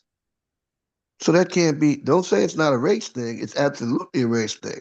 If I can't own property, if I can't read, if I can't go to school, if I'm being denied equal opportunity to go to school, we know that there has been some efforts, Brown versus Board of Education, and, throughout the years to try to, to bring us up to snuff, where the rest of it hasn't worked very well because there had been laws were passed, but laws are implemented by people, and they were tricked. Where Imam Kareem is correct, a lot of them he's talking about us no, we're not going back to that, brother Imam. We are there right now. We are worse off than during that Gilded Age because people have been lulled to sleep to think that they are, quote unquote, middle class. Here we have another problem with definition. What is middle? What does middle even mean? Huh? When we talk about middle to what? Huh? And so you can attempt to have certain definitions, median incomes and things of that nature. But the 1%, the 1% has a much larger hold on the resources on the treasure than they had during the so-called Gilded Age. Not even close. It's not even close. It's down to where our Mayor Mamdani, who they hate so bad, that he spoke about a man, uh, uh, Elon Musk, that they claim, which these are not even real numbers, but it gives you an idea of just how humongous the divide is about to be the first trillionaire. We're back to definition again. What does that even mean? You'd have to have a degree practically in mathematics to know the difference between a billion and a trillion. Now I don't mean that we are dumb people and that another zero we can't recognize another zero, another two zeros. But what does it mean in practical terms? We don't know. I don't think anybody knows. I don't think the person with a PhD in mathematics knows. And when we're talking about dollars, when we're talking about the ability to control a market, to control markets, we're talking about the Fed, the Federal Reserve, where people are being given, it's neither federal nor do they have a reserve. So Imam W.D. Muhammad, rahimahullah, he told us that words make people. Words make people. What they're telling you is, and a lot of people have the same misunderstanding, I would say, about religion. For example, they'll use certain percentages. I'm trying to work with my grandson now on percentages, half and half, 50%, things of that nature, percentages and fractions. It said that marriage is half of your deed. But what does that mean? First of all, you need to know what the whole is before you can tell what the half is. And then we've been told other things as 50% of your deed. So really, that number is just a symbol. All numbers are a symbol to begin with, but that number is just a symbol to tell you how important it is that you be married. It's not. Some people I've heard people go on their Hajj or go on Umrah, and they say, oh, if you make a Fajr at the Haram, that's worth 125,000. I mean, who can even calculate what that means? And I've heard people really are just telling you of the great blessing that it is. But I've heard people say, I did 5 of them, I did 10 of them at 125,000, and they've lost the plot. They've lost the plot.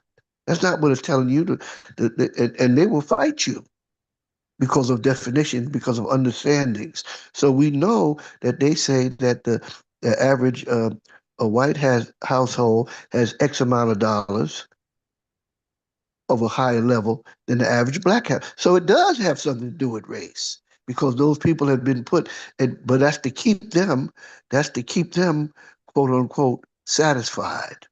But now the greed is getting to such an extent because they can always say, well, I might be doing bad, but I'm not doing bad as those Negroes over there. You see? So we know that now they're ramping it up even more. What do they call it? DEI. We don't want any DEI hires, but that's all they've ever had was DEI hires. They want to make it look like they are they're the default position. Of course, we only had white professors. They were the only ones qualified. Well, one reason they're the only ones qualified, you didn't give me a chance to go to school. You didn't give me a chance to get higher education. But they're looking at that as that was justified. How many commercial pilots we have? Or we know that was even in the military. They had to crack down. President Truman had to crack down, on segregation in the military. Not because he was a great man and loved blacks so much and wanted to, but because the military is a place where, your own survival. Some of us, many of us have seen the Red Tails and know about the discrimination that happened during all the world wars, World War II, where those Tuskegee Airmen and others were given assignments that they weren't even to fight against the Germans. They were just there to protect. They were just there to protect the white pilots until they showed themselves to be so proficient that they were given their own missions. So we know that we've had to fight through these stereotypes and things that so that put people ahead of you. So we can't deny, this is a classic divide in this type of discussion of whether it's race-based or class-based. Well, really, the class really doesn't even exist anymore. It really doesn't. It's either the people you're talking about super rich, those people during that Gilded Age were broke compared to these people today, these tech bros and people like that from Silicon Valley, Elon Musk or Jeff Bezos. They were broke. They could buy and sell those people. A million. And when we were coming up, I'm old enough, and many of us on this broadcast are old enough, that if someone was a millionaire, you were saying something. A millionaire? And then it got to the point where people realized, well, he's a multi-millionaire. A multi-millionaire is considered a roach. Oh, brother, ma'am, no. I'm not talking about to other broke people. When we look at these rappers holding up cash dollars, they call it a money phone, and they brag, or they have a chain around their neck, a $250,000 chain around their neck. That's only impressive to people that don't have no money. Sure, that's a lot of money to a person that's on welfare, or a person that's getting government cheese on a government cheese line, but to people with money, I just read a not just read, but I read about these wealthy people out in the Hamptons, the playground for the rich in Hampton, out in Long Island, Southampton, East Hampton, different towns. That these people, because of the especially during the holiday season and during the summer, when it's overrun with people, tourists and people vacationing, that people who had a summer home bought a second summer home because it was closer to the supermarket. You can't even conceive of that type of wealth or that type of greed or that type of ignorance that would make a person think that that was a viable purchase when there's people starving in the world. So yes, it's a moral problem. It's definitely a moral problem. And I'm looking at I was trying to find it.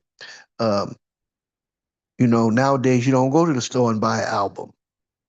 There's streams on the internet. And they said that you have to have 1,500 streams that's equivalent to one sale. Now, is it equivalent to one sale? Absolutely not. But you just said it was, brother, man. No, they said it was. So they tell you, stop being jealous of the billionaires. You ain't working hard. He didn't work hard either. He robbed people. That's robbery. That's theft of services. You're stealing a person's artistic gift. And you decide what it's worth monetarily. Who put you in position to decide that? Oh, now we're getting to it. Who put you in position to decide how many streams are equal to one sale? And then you get X amount of dollars. Even when they were selling albums, we know great artists only getting cents on a dollar. Cents on a dollar. If you got $1 off your album that sold for $10 or $20, you were a big boy. We're talking about the Marvin Gayes and people like that. The Supremes and people like that. We've gone so far beyond that. We all know the story of the big group TLC, that had sold millions of albums and had to file bankruptcy. Oh, brother, ma'am, they didn't manage their money. No, They weren't given the money they was, not saying that we were great money managers either, but that's not why they were broke. They were broke because they were robbed. So they want you to, that's the reason why they coming after Mayor Mamdani. Because he put a tax on the pied-à-terre, which is a fancy way of saying that's their second or third home that they don't even, he put a extra tax on there, not for people that lived in that home when that's not your primary residence. He's saying you got enough money to pay some more. But they don't want to pay a little bit more. We're going to leave New York. Bye. Get gone. Why you ain't left yet? You already got 4 or 5 homes.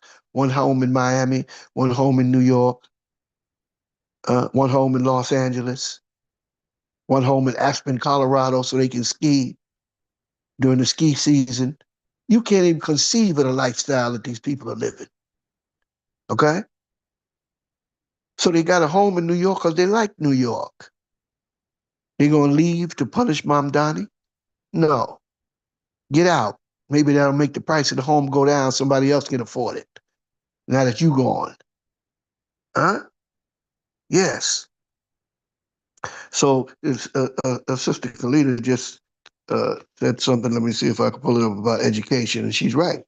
Education is the key. We cannot depend entirely on the leadership in this country to provide for our families and communities. It's the strategic planning of the rich to keep their money amongst themselves, but they cannot do it if we have created other avenues for our basic needs, food, clothing, and shelter. Marriage is definitely a solution, but it is used counterproductively in some instances to manipulate and destroy a community, impacting family life and deterring future generations from trusting in our community. Please say marriage done correctly, with good morals, without the street mentality and manipulation. But see, again, we back to words. Done correctly. What's correctly? Who's saying it's correct? What's correct or not? Or with good moral? Who's saying what good morals are? Okay? It can do more damage than good if not monitored, holding leaders accountable and done correctly. Marriage leaves many broken families if the people involved are not righteous. Well, again, we back to righteous. You see? So there's definition of terms. But if Prophet Muhammad said, peace be upon him, said marriage is 50% of your deen, he didn't say, hopefully the goal is to follow the strictures of Al-Islam. But we don't all do that either, right? In other words, men, and I'm glad that Sister Kalita brought this up, men can have up to 4 wives. And some of the argument among Muslims, that's why I'm saying even among Muslims, that's why I've had Muslims say to me, Quran and Sunnah, Quran and Sunnah. Well, who's going to determine that? I've heard some men say, I don't need her permission to get a second wife. Well, technically, that's true. But the reality is, like the Imam explained to us, that's not intelligent. If you get a second wife without your wife agreeing to it, your first wife, that's going to put you at odds with her. And maybe she'll want a divorce. And I've heard other Muslims have tried to debate with me online saying a man doesn't need a reason for divorce. How absurd is that? You need a reason to get married. Huh? And Prophet Muhammad told us the legitimate reason to marry. And he said the best reason to pick a wife is her taqwa. But it's not the only reason, you see? So we have to be intelligent with what we're doing too. It's not just the letter of the law, it's the spirit of the law, you see? And I don't know if I mentioned it, I think I broached this topic last week or the week before, and I won't mention the imam. No, I mentioned I was on another broadcast, and but an imam, a good friend of mine who's no longer with us, may Allah forgive him his sins, grant the paradise. He took a second wife, and he had so many problems. He went to Imam Muhammad, and when he was explaining it to the imam, he said, "I think I made a mistake," and he said, "I'm going to divorce her." And the imam said, "Divorce who?" He said, "The second wife." And the imam said, "On what grounds?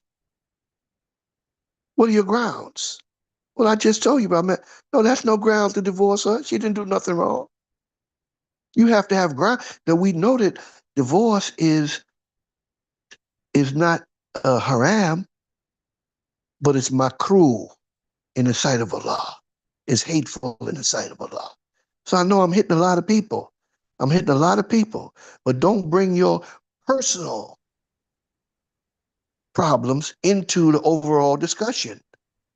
See, we tend to see things from, our experience, which is good, but we have to be able to calibrate that towards the ideal.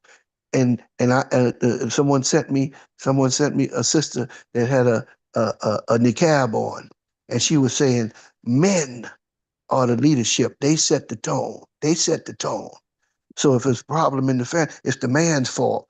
Well, I didn't even answer them. First of all, she had that purdah on, that niqab on, so that's telling she's an extremist right there. So she's saying anything that goes wrong in the marriage is really the man's fault because he's the leader. Well, how come Prophet Muhammad, peace be upon him, how come Allah subhanahu wa ta'ala had to reveal a whole surah on all nine of the Prophet's wives that were out of order at the same time? Oh, I'm stepping on somebody's toes now. At the same time. And he took a vow not to speak to them for a month. So his leadership wasn't right. They would have been acting right if his leadership was intact. Oh, so you got to recalibrate what you're saying. And after 29 days, he spoke to them. And one of them was still arrogant and stiff-necked. And she said, I thought you said a month. And he said, Allah, in the sight of Allah, a month is either 29 or 30 days. Huh? Yeah, so she still wasn't ready to concede. And Allah said, if you're unhappy, I can replace you with better wives. Huh? Yes. Read your Quran. Don't get mad with me. Read your Quran. So both of us are being held accountable. The male and the female, the man and the woman, in the sight of Allah. You see? So we just can't take our individual situation. Maybe we were wronged, or maybe we did, like I started out saying, the conclusion that you come to starts out with the first thoughts that you put into the equation. Now, maybe your first thoughts are not correct. You came to the conclusion that they are correct. So therefore, whatever I deduce from that, I know it's correct. Maybe you need to go back and re-examine that. I don't know. Maybe you're correct. Maybe you need to re-examine that. Huh? So one brother I was looking at, he dressed up in his fancy dress, and he's saying, we are God. No, we're not that. We're not the God, but we are the God over what we have dominion over. What the hell you got dominion over? What do you have dominion over? When you were getting ready to go to church and you had diarrhea and you couldn't go. What are you talking about? What dominion? Dominion over what?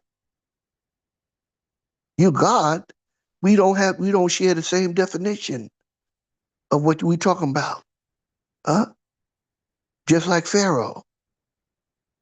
When Musa said to him, the one who created the sun, moon, and the stars, the one who gives life and death. And he said, yeah, that's me. That's me.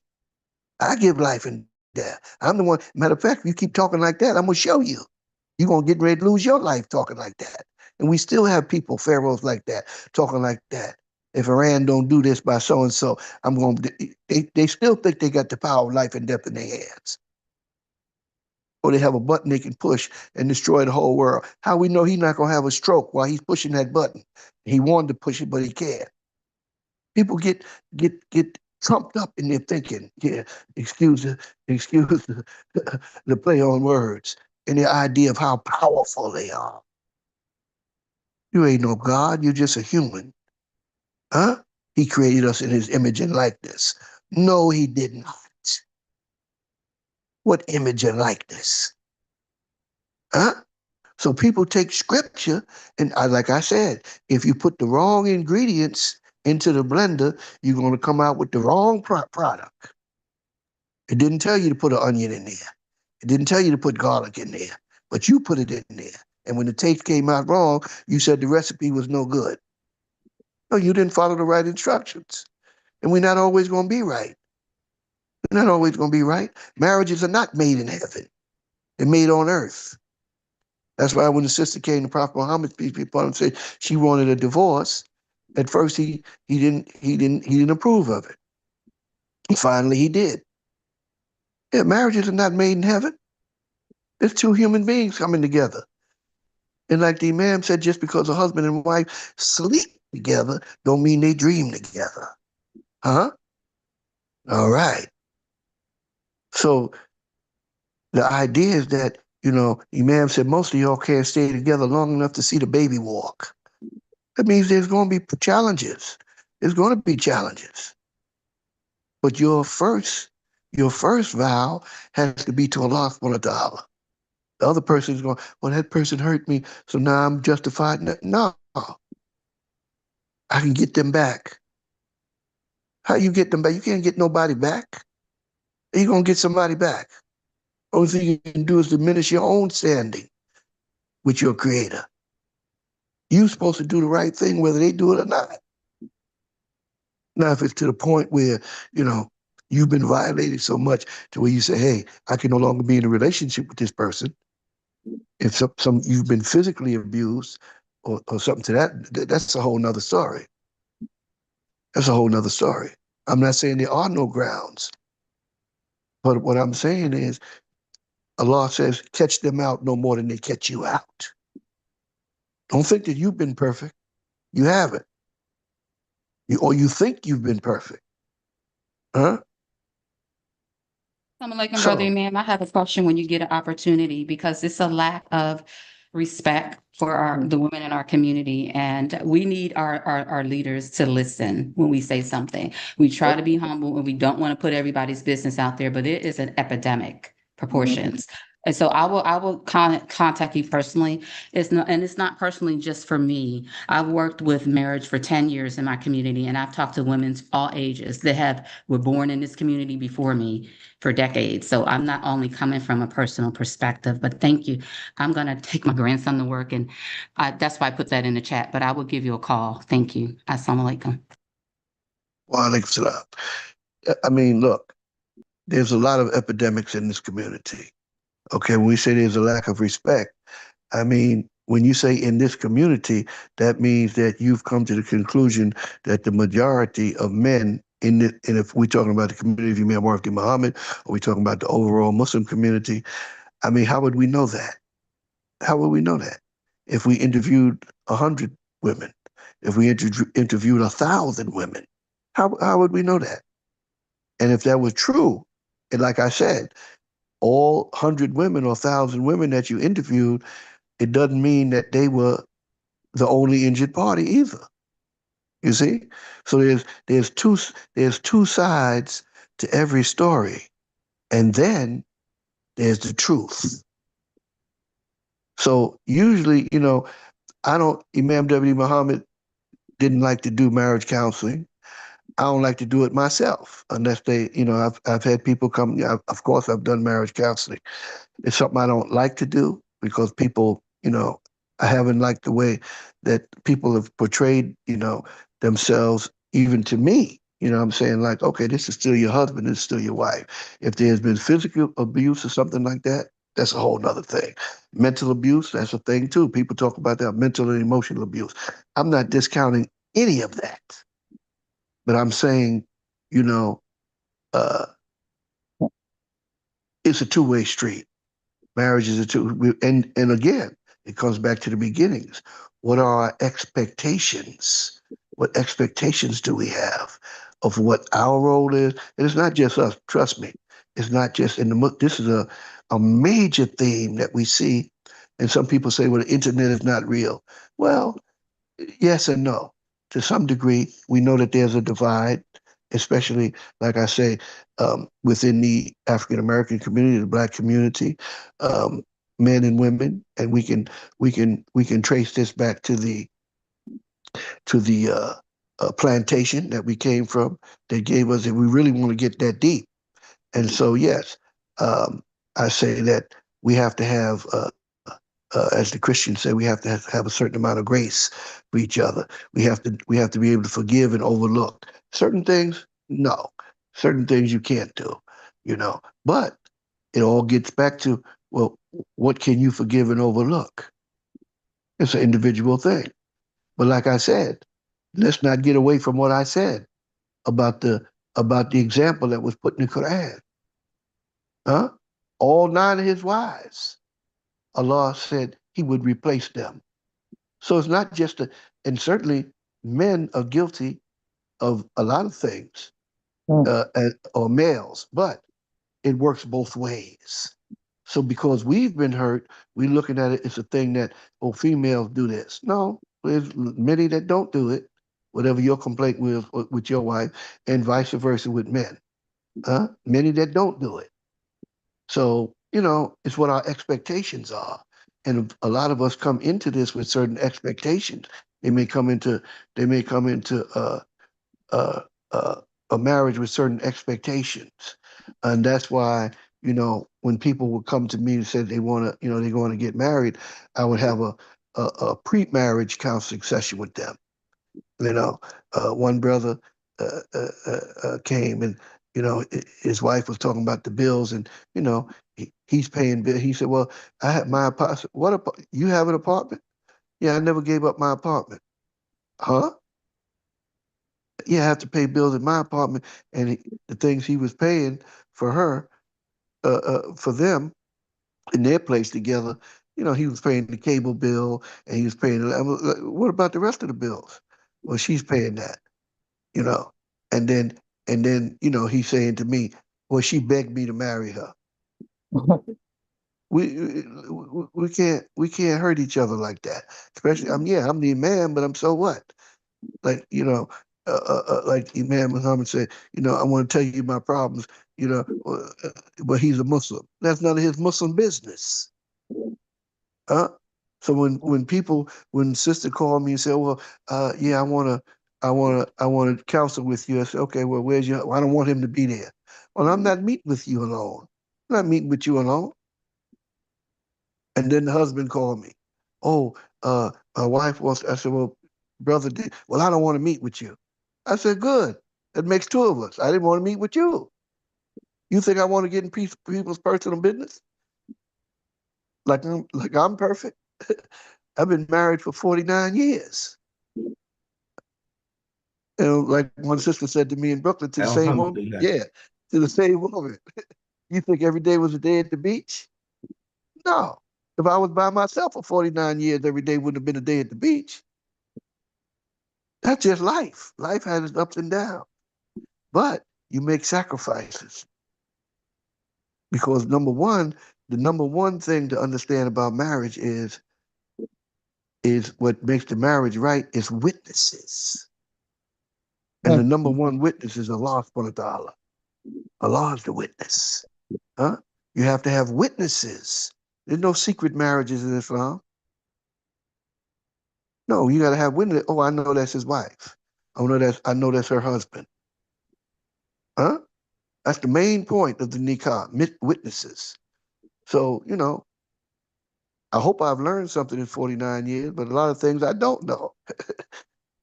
Believe me, I'm still learning. We have to have regard for one another. And first of all, we have to have taqwa. If you fear Allah, you would never treat another human being a certain way. If your taqwa, if your fear of Allah is intact, I wouldn't care what your own personal requirements are, what you want to do. You wouldn't do it. If you fear Allah. Well, she did this to me. So but do you fear Allah? So we're following other people's idea and, and love. We're following the love boat idea of what it means to be in a relationship. We're following Cinderella and Prince Charming idea of what it means. Marriage is also a business contract. It's a contract. It's a contract. And when people come together, they have to be able to work that out so that they know, you'll never be prepared for everything that life throws you. but your intentions have to be right. And you have to be able to forgive and overlook. My wife would have been within her rights to divorce me, and vice versa. And vice versa. Because people do things deliberately or inadvertently. That's just life. You together with a person that long, Allah says you have wronged your own soul. Doesn't Allah tell us that? You have wronged your own soul. So you know you're going to wrong other people, whether accidentally or on purpose. That's just life. Huh? Didn't Allah tell us that? You have wronged your own soul. Sometimes deliberately or stupidly. So if that's possible, and we know that it is, I'm not asking anybody to confess anything. I'm not your priest. You confess to Allah. We don't confess to each other. You confess to Allah. Allah, there's no such thing as going to confession or say 3 Our Fathers and 12 Hail Marys. No. We confess to Allah. Because He already knows anyway. You ain't hiding nothing. So I don't see any other, I'm probably not the host. I don't see any other hands up. If anybody would like. Assalamu alaikum, brother Imam. William Kareem's hand is up, and Sister Khalida Akbar's hand is up. Imam Yusuf. My hand been up for the longest. And Sister Amira Shaheed. Go first, Sister Amira. Yeah, Sister Amira, go ahead. I'm glad that you are addressing this issue. Some I agree, some I don't agree. But we have to tighten our reins in this community because it's too much freedom to do any and everything the way you want to do it and not be held accountable for it. And yeah, people are being affected emotionally, psychologically, and et cetera, et cetera, et cetera. Long as someone feels like they can do anything they want to, the way they want to, and not be held accountable, we're going to have some problems in our community. It's going to continue. We have to, if we don't stand for something, we're going to fall for anything. And if we let me stop you right there. Give me your idea of what it looks like to hold somebody accountable. If Allah say do certain things a certain way in our community, then if that person is deviating from that, then we have to address that issue. If Allah say take Shira Bayun in situations, then that's what it have to be. If He said take witnesses when you doing something, if you divorcing, if you marry, take witnesses. That's what. Don't go undercover and get married, and you're already married, and you haven't divorced the other sister. And you know you walk what I'm around. saying to you is, but you're not answering my question. What does it holding that person? Let's just say, take for an example, the person did exactly what you said. What does holding them accountable look like? Bringing them to the forefront of our community and addressing the issue. And if they don't want to address it, then you got to ask, why don't you want to address it? Why don't you want to address the situation if it's been brought to the Okay, so I asked the person, said, no, I'm not going to do that. Well, why don't you? I don't feel like it. I'm not. What does it look like in practical terms? What does it look like us holding that person accountable for the wrong that they did to the person? We should support that person if they're not going to abide by the guidelines and the will, the way, and the word of Allah. But what does that look like? Yes. In practical terms. Mm-hmm. Do we want the red chairs back? Excuse me? Nothing. Excuse me? What was you saying? Assalamu alaikum. I said, do we want the red chairs back? At one time, if you had violations, you would sit in the red chair up front. No. I'm in agreement with me. What does it look like? And it's up to, I think it's up to that individual sisters, the sisters involved, especially the one that feel that she was portrayed to do something about it. Right. Because I'm saying, because you can't come to the community to do what you individually should do. I can't force you. In other words, if both people have to be in agreement as to what that process would look like. Because if they don't, what can we do? That's why I'm the enforcer. Exactly right. Exactly right. What was that reply? the comment? Allah is the enforcer. I'm gonna leave it right there because I see this ain't. I'm gonna leave it right there. Okay, so that's why I say, you know, many of us, I'm going back to what I started at the beginning. You can have an idea, and when you put your ideas into that blender, and then the product that you wind up with, but what ideas did you put in the blender? You're assuming everyone is agreeing with you putting garlic and onion and celery in that concoction. You're assuming that, but that may not be the case. Okay. You see? I'm hearing what you're saying, brother, but you know what? We need to figure out, and this is what we talked about on Sister Martha Show. What is the problems and what is the solution? What can be? I may not individually have an answer, but collectively we should come together. If we have a situation that's plaguing our community, don't necessarily have to be marriage, but we should come together as a group and address these issues. Then, you know, to bury our head in the sand or not acknowledge it because it continues on. If we don't stand, something's gonna fall through. That's what we're doing now. We're addressing the issue. But what goes on in Sister Sabira, just to make up a name, house is not my business. I don't have the right to stick my head in there and say, hey, you're not treating that man right, or brother, you're not treating that sister. That's not my business. Okay, so I agree with that to a certain extent. But what if a situation? But what extent you don't agree with it? What's the extent that you don't agree with it? What time should I stick my head? Now, if there's physical abuse, the law has to be called. Okay, I rest my case. So. And believe me, I'm not callous to the feelings and everything that's being. I'm just saying it in practical terms. We have to see it. We have to see this in practical terms. When we say this has to be done, what does it look like in practice? Assalamu alaikum. Wa alaikum assalam. Brother Imam, boy, what a subject. And I tell you, Brother Imam, you know, we say we Muslims. And I'm saying it like that. I want y'all to understand what I'm saying. We say we Muslims. And two people get married. Two Muslims get married. And then they have problems. And they want the community or some person to solve it rather than Allah. Or rather than themselves. Or themselves, right. But it would seem that if you're Muslim, we have the example of Prophet Muhammad, peace be upon him. We have the example of him being married to Lady Khadijah, who was with him through thick and thin.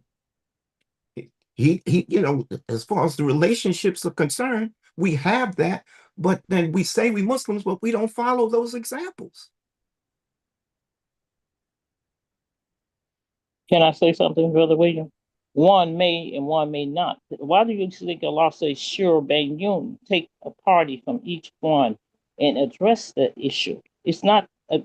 Some things could be solved as individuals or couples, but when it gets to a point where sure should be addressed in that issue, then that's the way we have to do it. Other than that, things can continue to occur. It don't have to be marriage. It could be anything, but we have to address it so that the community can know there's certain things that are being done inappropriately.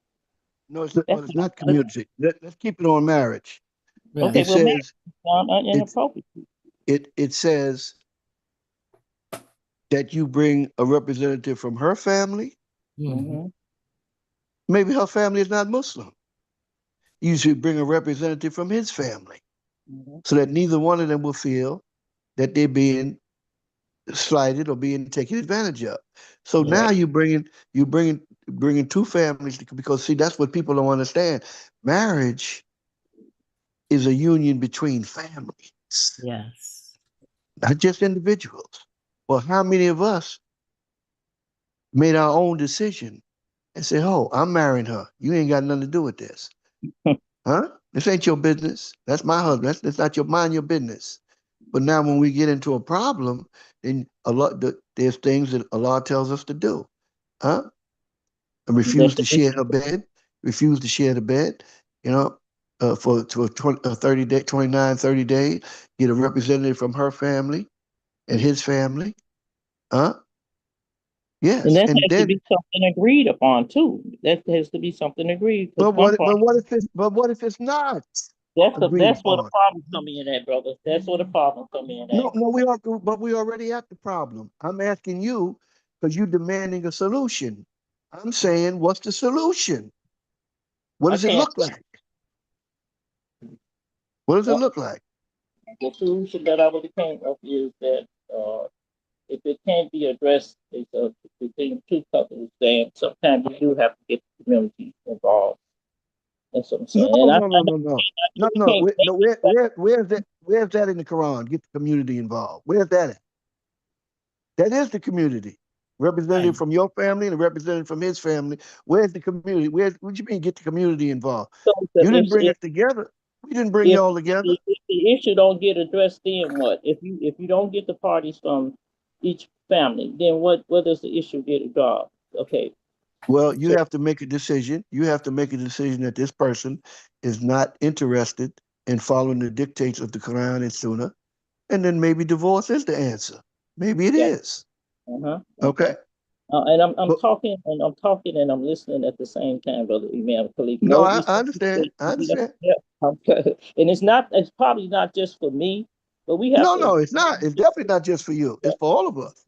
It's definitely not just for you. This is a broader discussion, and it's a much needed discussion. You know, this really wasn't the focus of my show, but I realize how important it is and what a sensitive topic it is. You know, but what we have to do, we have to be able to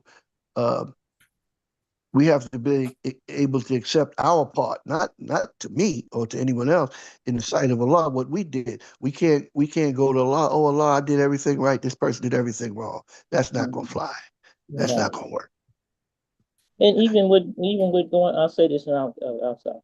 Even with going out of it in a divorce, make sure that it's done justly, that no one is left injured, and things are done in a correct way so that there won't be no animosity or anything, left at that point if it comes to the point of That's true. That's true. I agree with that. That's the ideal. Now, someone else had to hit Sister Khalida. I thought she said she had to go.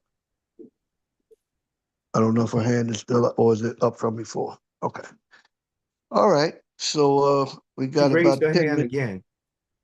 Oh, did she? Is she still there? If she's still there, she can chime in. I thought she said she had to go. All right. Maybe that's up from before. All right. Anyone else would like to join the discussion? I see this is a very heated topic. Yes, sir. Mr. American, I just want to say thank you for addressing this, Brother Ramadan. Thank you. Well, it's my duty, it's my obligation, and I pray Allah that I'm able to contribute something of value. Go ahead, brother man. Yes, sir. Taqwa is the solution. Those that are regardful. There are people that are not regardful. Right. That choose to do whatever they want to. And then if I don't, then what are you going to do if I don't? Where is the enforcement? Allah is the enforcer. Taqwa is the motivator, to be motivated by reverential respect for what Allah has given us as guidance. I'll stop right there, man. Thank you. And let me just add to that. You don't have to have no respect. Allah is going to correct you, whether you do or you don't. We have to believe that. We have to know that as believers. You don't have to have no respect or no regard at all. Allah said, come willingly or unwillingly. Allah is going to correct each and every last one of us. Believe that. Okay? That I do know. So Allah speaks about, the woman who pleads, and look, if you don't care that your wife is pleading to Allah about mistreatment, that's on you. Yes. That's on you, because you're gonna answer for it. Mhm. We all gonna answer for it. Believe you me. Let that be your solace. If a person mistreated you, they are going to answer for it. And I've heard Muslims say arrogantly to me, "That's between me and Allah. Whatever punishment is, you think you can stand it, huh? You think you can handle it? Really? Okay. Well, if you think you can handle Allah's punishment, that's on you, brother. I feel sorry for you. Believe you me, I feel sorry for you, or sister, whoever it is. We see people who uh, abuse themselves in relationships. Why? Because, as the Imam has taught us, sex has been taken out of its social context, but it's nothing but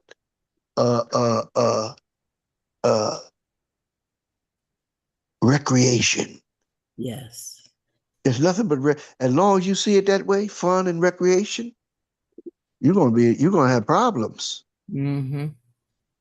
The society is already having problems. Right. Oh, y'all believe in having more than one wife? Well, at least in having more than one wife, the sisters, and I was looking at Ahmadiyya the other day, and he was saying you have a society where you have 7 women for every one man. Make that make sense. How's that gonna work? And a lot of our sisters, even our Muslim sisters, are so selfish. And I don't think that covers it. It's more to it than that. It's where they've been, even though they may have been born as a Muslim, but they're born in this society. Yes. My man is my man. Right. That's it. That's it. And even though Prophet Muhammad, peace be upon him, he married sisters that were beyond the age of childbearing or sex, so to speak, that he just took care of them. And if you come to your wife now and say you're gonna marry a woman that's 70 years old, she ain't going for that. What? 70? That's Maybe true. she can still do something. I don't know. They're gonna have we ain't going for that. But why? Because we started out with the ingredients of thinking a certain way. Yes. But we didn't start out the way that Allah wanted us to start out, of what we value, what's valuable to us. Yes. And I don't know, maybe in this community, we go back to what, the 30s of calling ourselves Muslim, but we really haven't socialized a lot of the values and interests and principles of Al-Islam. Yes. We still holding on to other ideas that were given to us that is hard for us to shake. Yes. You know, and the Imam just said, look, why would you not consult with your wife before you well, what if my wife tells me no? Well, what do you mean, what if she tells you no? What if she says, I don't want to be involved in having a sister wife? Right. That's all right too. Now she has to weigh whether or not, do I want to dissolve this marriage? Yes. Or what's my alternative? So these are and I understand the passion. These are very deep family is, you can't get no deeper than family. When you're talking about husbands and wives and children and, you talking about, that's life and death stuff, man. That's not no small small category. That's big. Yes. It don't get no bigger. They say it's not business, it's not personal, it's business. Well, there ain't nothing more personal in that kind of business when you're talking about marriage and things of that nature. So these are things that have hurt us. These are things that have caused deep divisions and wounds within our families. So that's why I try to keep it in general terms. I don't like to get particular in certain person's thing. But I've had a sister wrote me a letter, and I had to show my wife the letter, the stuff that she was saying. My wife said, "What in the world would she send that letter? What a letter to personal things in her life to you like that?" And guess what? I looked on it, it says CC Imam W.D. Muhammad. I said, "You mean to tell me she she sent a letter to the imam, the same letter, talking about personal things in her sex life. And I said, what in the world is wrong with these people? And when I called, and the imam, the imam said, and she was from New York, and the imam said, I told her to deal with local leadership. I said, thanks. deal with local leadership. But yeah, so some and so when she came to meet me, I had my wife in the office. I had the principal of the school in the office. You're not meeting with me by yourself. Oh no, I'm not that crazy. We're not gonna let that happen. First of all, why would you discuss things like that with another man between you and your husband? That's not something that you discuss. And when I saw that she had sent a copy to the imam, I couldn't believe it. I said, she crazy enough to send that to me, but she sent that to Imam Wardi Muhammad. Brother, you just look, you try to help people as best you can, but certain things, like the Imam said, but he's a Muslim. That's none of his Muslim business. There's things between us. They say a husband and wife is like two bodies with one soul. There's certain things that you no, even when in the time of Rasulullah, Abu Bakr, daughter was married to Prophet Muhammad. And he was visiting and heard her speak to her husband in a way that he thought was disrespectful. And he went to chastise his daughter. And his daughter said, that's my husband. And when he went to the prophet and told him, the prophet laughed. There's certain things that you just can't get. It's between husband and wife. That's none of your business. Other things is more general, and applies to everybody. But they have a certain relationship together. You ain't tell me when y'all was, and I didn't want to know. So we coming to the end of the show, and I hope that I didn't upset too many people, but that was not my intention.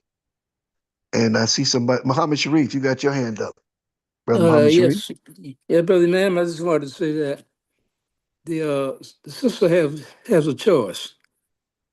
If man say he want to take on a second wife or another wife, the wife said no second wife, but you can have a divorce. That's correct. That's correct. And but believe me, there's Muslims that teach that only the husband can divorce, the wife can't. Yes, she Would can. you believe? I know that, and you know that, but I'm saying there's Muslims that believe that. There's Muslims that she can't divorce me, I can only divorce her. What the world are you talking about? Is that justice? That's not deemed justice. So these are many misconceptions and things that we're dealing with. And I think we had a lot of people on this show. we had a lot of people on this show today. Amen. Can I add a comment? Who's this? Michael. Michael, I mean. Oh, yes, sir. Yes, sir, brother. Assalamu alaikum. We go through a lot of things in life. And Imam has said the bitterness of life is necessary because it helps us to see what God has put in us. And also that bitterness oftentimes, is experienced in similar degrees by other people. Yeah. Allah tells us that what was going to befall us is going to befall us, and what's going to pass us by is going to pass us by. The instructing signs of life are lessons. Relationships teach us. Relationships and similarities in terms of difficulties. They can either bring us apart or keep us separated. So